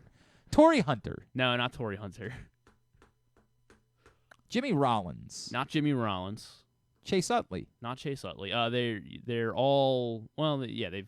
Alfonso Soriano. Alfonso Soriano is an excellent guess, but he only did it 4 times. Effing guy. Yeah. Damn it. That is a good guess, though. Damn it. The one that's not as obvious, he played for the Blue Jays, but I think he did most of this he was with Cleveland. He also spent half a season with the Orioles. Half a season with the Orioles. Cleveland Blue Jays, and a half a season with the Orioles amongst short stints elsewhere. Cleveland Blue Jays, half a season with the Orioles. Well, I'll be honest with you. I don't know at all. Cleveland Blue Jays, half a season with the Orioles. So, like, I know Roberto Alomar played for the Blue Jays and the Indians. He hit a big home run in the 1993 World Series. Oh, Joe Carter. Joe Carter. Wow. Joe Carter is on this list. Did it 5 times. Carter. Okay. All right. That's a good one. Then the two others. I don't really remember him doing much in Cleveland, though. Like, he was primarily a Blue Jay. He stole the most base. He stole most of the bases. Really? I guess early. All right. Fair enough. All right. One of the other guys that you're missing is related to a guy on this list that you already named. Oh, Bobby Bonds. Bobby Bonds did it 5 times. Another guy not in the Hall of Fame, but like was on the ballot recently, and he is not in. Sammy Sosa? Is he currently on? I think he's still currently on the ballot. A-Rod? A-Rod, yes. Okay. Alex Rodriguez. Is that the list? That is the list. That was painful. The Bonzes, Beltran, Abreu. Rough. I got 2 legitimately. 2. Well, that was rough. Very specific. You haven't been. I got to start warming up your baseball juices. Yeah, that's got to be what it is. It personally bothers me that Alfonso Soriano is not on the list because that is he's. All right, never mind. Darryl Strawberry also did it 4 times. He was in Maryland this weekend. Oh, he was? He was did an appearance somewhere. I saw him all over my timeline, like people going to meet Darryl Strawberry somewhere. Celebrating his 2020 and 90 seasons? I don't think that's what he was doing. I don't know. I don't know what he was doing, though. I saw that he spoke at like a jail somewhere. It's nice of him. And apparently he's already back in Florida. Yeah, he spoke to Maryland inmates, and then he did a signing somewhere in town. Huh. I don't know why. Like, he's been... Like, I remember him coming to games, obviously, when DJ was playing at Maryland. But, like, I think he's been back. I want to say he spoke at, like, a church recently. I don't know if he's got a connection in this area of some sort, but I feel like he shows up here more frequently than you would think Darryl Strawberry would have a reason to be in the Baltimore area. Like, it's weird. Don't question it. I mean, it's cool. I got, like, we had him on a few times when DJ was playing at Maryland, and I had some nice conversations with him. Thoughtful guy. Obviously, quite the life that Darryl Strawberry lived.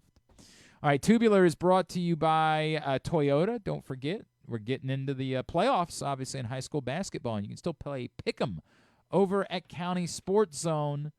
It's brought to you by Toyota. If you think you know high school hoops, go to countysportszone.com where you can pick the winners, earn points, see where you stand on the leaderboard. Only at countysportszone.com, presented by your local Toyota dealers. Here's what's coming up, and a lot because the CIAA tournament gets underway tonight at CFG Bank Arena. You can watch all of the games during the tournament via ESPN Plus. Tonight, Winston-Salem State and Bowie State women at 7, and the St. Augustine's and Bluefield State men at 9. I would love to play a game where you try to guess what the nicknames are of the CIAA tournament, the CIAA schools. Ooh, let's do that. Bowie is the Bulldogs, right? They are. Bowie State is the Bulldogs. I'll take that one. And No. I just want you to guess.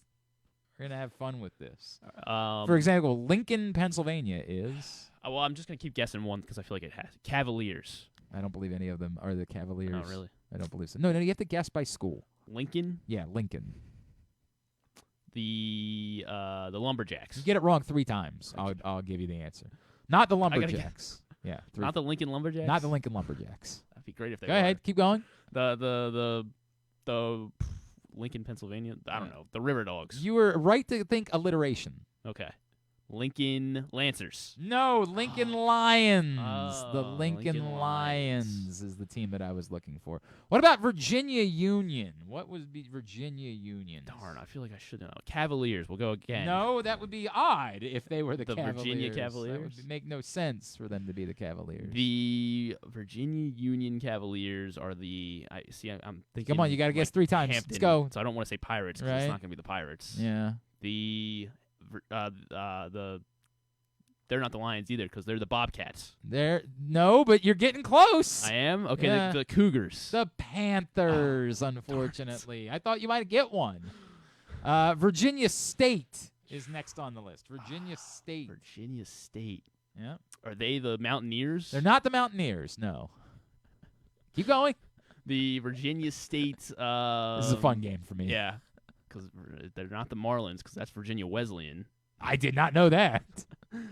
Virginia State would be the what do I got nothing. They're not the Lumberjacks. Come on, just guess anything. They're not the Lumberjacks. They're not the Lumberjacks. No. Maybe they're the Bulldogs. They are not the Bulldogs. They are the Trojans. The Virginia State Trojan men.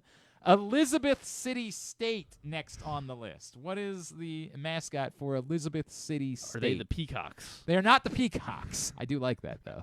They're not. Are they the Elizabeth City State? On the third, after the second one, I'll give you some sort of hint. Okay. Yeah. Are they the the Knights? They're not the Knights. They share a nickname with an NFL team we've kind of discussed this morning. Kind of. The Bears. Not the Bears, no. We were talking about Kirk Cousins, the Vikings. The Elizabeth City State Vikings. You got Bowie State. So next up, Bluefield State. Not Blue Mountain State. That's a different place. Did I see that there's some rumors about them doing Really? They're going to do that again? a reboot How of would some they? sort? What, Yeah. I guess would be all new characters? I guess. I don't know. They just I don't know what they're doing. Them all there. like 20 I or don't 10 know. years older? Bluefield State. The Broncos. Not the Broncos. There is alliteration, however. Bluefield. Barnstormers. Not the Bluefield State Barnstormers. What if I told you that there's also some repetitiveness in their name? The Bluefield Blue Bulls. Bluefield State Big Blue. Oh, the Big Blue is where we're going. We're moving right along to Claflin.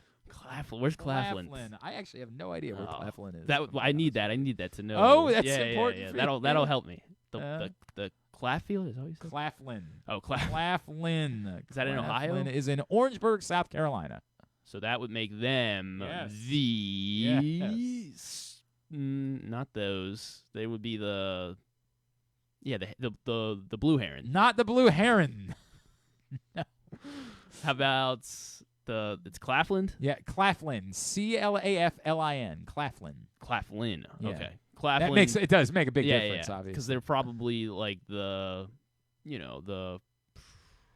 I don't know. Come on, anything. The Gravediggers. The Gravediggers. I actually would really love that. God, that would be wonderful. Not the case.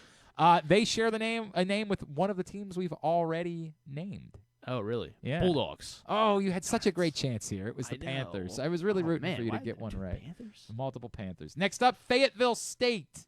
Fayetteville State. Next up on the list. The Colonials? Not the Colonials. Seems like that would be a bad choice. Go ahead. Why? Just keep going. It's Virginia. Keep going. Is Fayetteville State in Virginia? I thought it was in North Carolina. Oh, yeah. I guess you're right. Yeah. I wasted one. The Beavers. Not the Beavers. Fayetteville Beavs. The Fayetteville. It does start with a B, though. I'll give you that. All right, Fayetteville.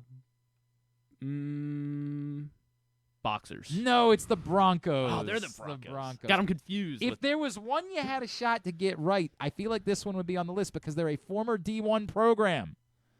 Winston-Salem State. Darn. I don't Winston-Salem State, formerly of the MEAC. They're not the Demon Deacons. They're not. That's the other school in Winston-Salem, yes. Winston-Salem Devils. No, not the Devils. Am I counting that? They also share a name with an NFL team. Okay, so they're the Winston-Salem. Let's go with the Winston-Salem. What NFL team would they share? The Raiders. Not the Raiders, but kind of close to the Winston-Salem State Rams. Buccaneers. Oh, okay. Rams. Yeah. All right. Rams. Johnson C. Smith. Oh, there's more. Johnson C. Smith. I actually don't know where Johnson C. Smith is either. I'll tell you in 1 second. Johnson C. Smith is in Charlotte. Johnson C. Smith, are they the Buccaneers? Not the Buccaneers, no. Are they an NFL team name? I don't give you a hint until after the second until, guess. okay. You got to get 2 guesses, then you get a hint. Johnson C. Jackals. That's not the jackal. Jackal? It's a jackal. A jackal? It's a jackal. Johnson C. Smith does not share their name with an NFL team. It is a 2-word nickname. There is an adjective and a noun. Like the Ragin', yeah. because they're the Raging Carolinians. The Raging Carolinians. No, close. They're the Golden Bulls. The Golden Bulls. The of Golden Johnson Bulls. C. Darn. Smith. We got 3 left. Confuse See them if we with can the Bulls. get one right. Just looking for one. I got Bowie State. What do we? Yeah, that one didn't count. Shaw University. How'd that not count? Yeah, because I didn't give it to you. Shaw, you just said you knew it, so it didn't count. So it doesn't count. You I really avoided myself. Screwed yourself in that one. That's on you. Shaw State. Shaw University. Shaw University. Shaw University, which is located in Raleigh, North Carolina. A lot of Carolina teams. So it's Shaw would be the Stingrays. Not the Stingrays. Shaw Stingers. Yeah. Is that your second guess? No. Stingers? Shaw Hornets. Nope, not the Hornets. They also share a name with an NFL team that we discussed this morning. What other NFL teams are we talking about? They're not the Ravens. Are they? The Shaw Ravens. You guessed it the last time. The Shaw Bears. You had it it. right there in front of you. God, you had golden opportunity to get it. I kept guessing the common names every time. Livingstone is next on the list. Livingstone. Livingstone is in Islanders. Salisbury, North Carolina. They are not the Islanders. That would be weird. I guess there are some islands off the coast of Carolina. Never mind. You're right. They're the I know where Salisbury, Livingstone North Carolina Gamecocks. is. They're not the Gamecocks. A variation of a nickname that's already been used. A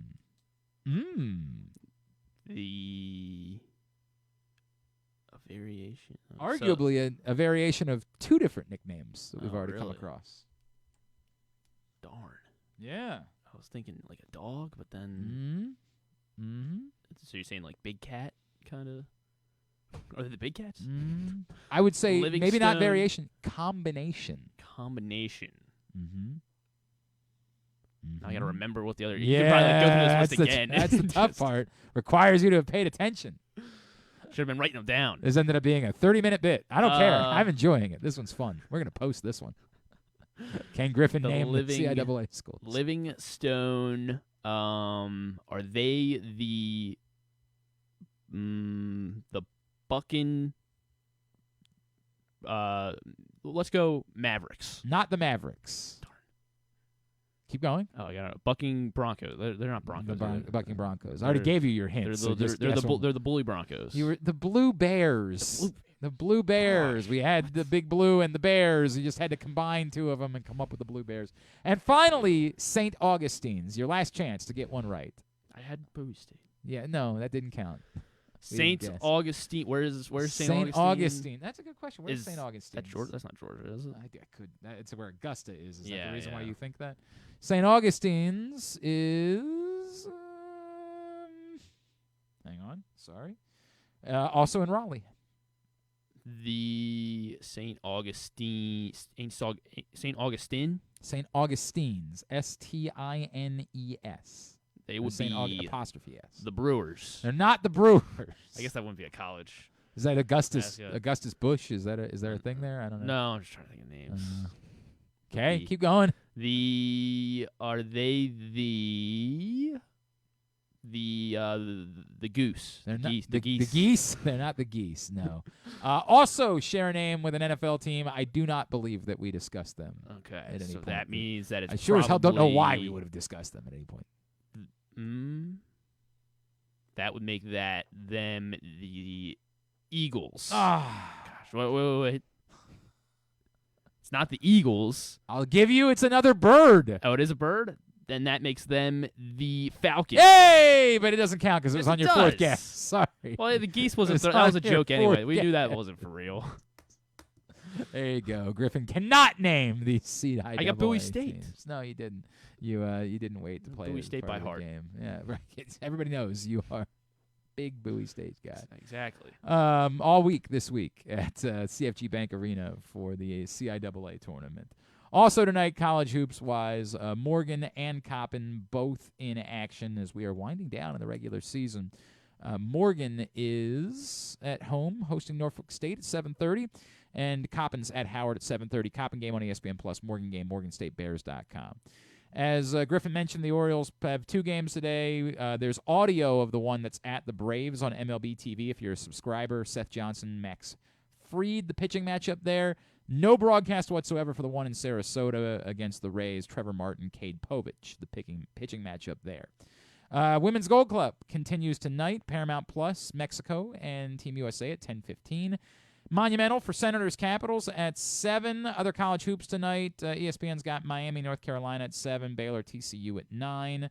Everything else, GlennClarkRadio.com for hoops. NHL Network, Islanders Stars at 8. NBA TV, Raptors Pacers at 7. Heat Kings at 10. USA Network for West Ham United and Brentford at 3. WWE Raw tonight at 8. And MLB Network for Twins Yankees at 1. Some non-sports highlights, if there are any. Not a whole lot. The Bachelor, of course, on ABC, but NBC is the place to be tonight because it is season 47 of The Voice. Really? Yes. We've done this 47 times. No, it's not quite 47. And they still I thought you might. They still haven't found The Voice. They're on season 25. Still. You would think they would have found it by now. But even bigger news if after it's The Voice. After The Voice. I'm starting to think there isn't one voice. I'm starting to think it might be The Voices. Dealer No Deal Island. Yeah, at 9:30 tonight on NBC. The only reason Dealer No Deal worked is because it was simplistic. Adding any elements to it at all is a really dumb idea. Fallon's going to have Except Zendaya. Joe Manganiello is hosting, right? Is that? I believe, Yeah, I believe so. he's the new Yes. host. It's not Howie Mandel. I believe it is Joe Manganiello, and why he would wear a shirt would be beyond me. I mean, ever. He might be 60, by the way, at this point. Why that'll would he be wear the a bit. shirt? You know, he's going to be like, no deal, and he's like, let's go. Yeah, I'm all in on that. That's the case. Zendaya, Austin Butler, because Dune 2 is coming out this week on Fallon. Kings of Leon and Chance the Rapper also on Fallon. It is apparently the 10-year anniversary of Late Night with Seth Meyers, so Amy Poehler is going to be on tonight. I do like Amy Poehler. Fred Armisen in all week as well. Okay. Hanging out with Seth Meyers. Those are your highlights. Okay, very good. Thanks today to Cade Povich. Cole Irvin, of course, is who joined us. Also, thanks today to Ray Glass from Towson and Jeremy Conn. We'll get all that up in the greatest hits section of the Oh, my God, it's so good. tab at GlennClarkRadio.com. Tomorrow, Patrick Stevens, of course, joins us. We'll talk, I guess, some Terps. I don't know why we would, but we will. Lacrosse, of course. We'll do County Sports on Radio, go over a big weekend in high school hoops. And, Scotty McGregor. Scotty McGregor will join us. He, of course, was working as a guest instructor for the Orioles, so we'll get some thoughts on what he saw from his time down in Sarasota with the Birds. All right. Thanks to everybody at Pressbox, all of our great sponsors and partners, including Live Casino and Hotel, Mother's North Grill, A.J. Michaels, Guilford Hall Brewery, Royal Farms, Costa Sin, Superbook Sports, Glory Days Grill, your local Toyota dealer, buyatoyota.com. Thanks to Griffin at Griffin_Bass. Follow us, Twitter, Instagram, and TikTok at Glenn Clark Radio. Have a great Monday evening. Go Morgan, go Coppin, Duke sucks.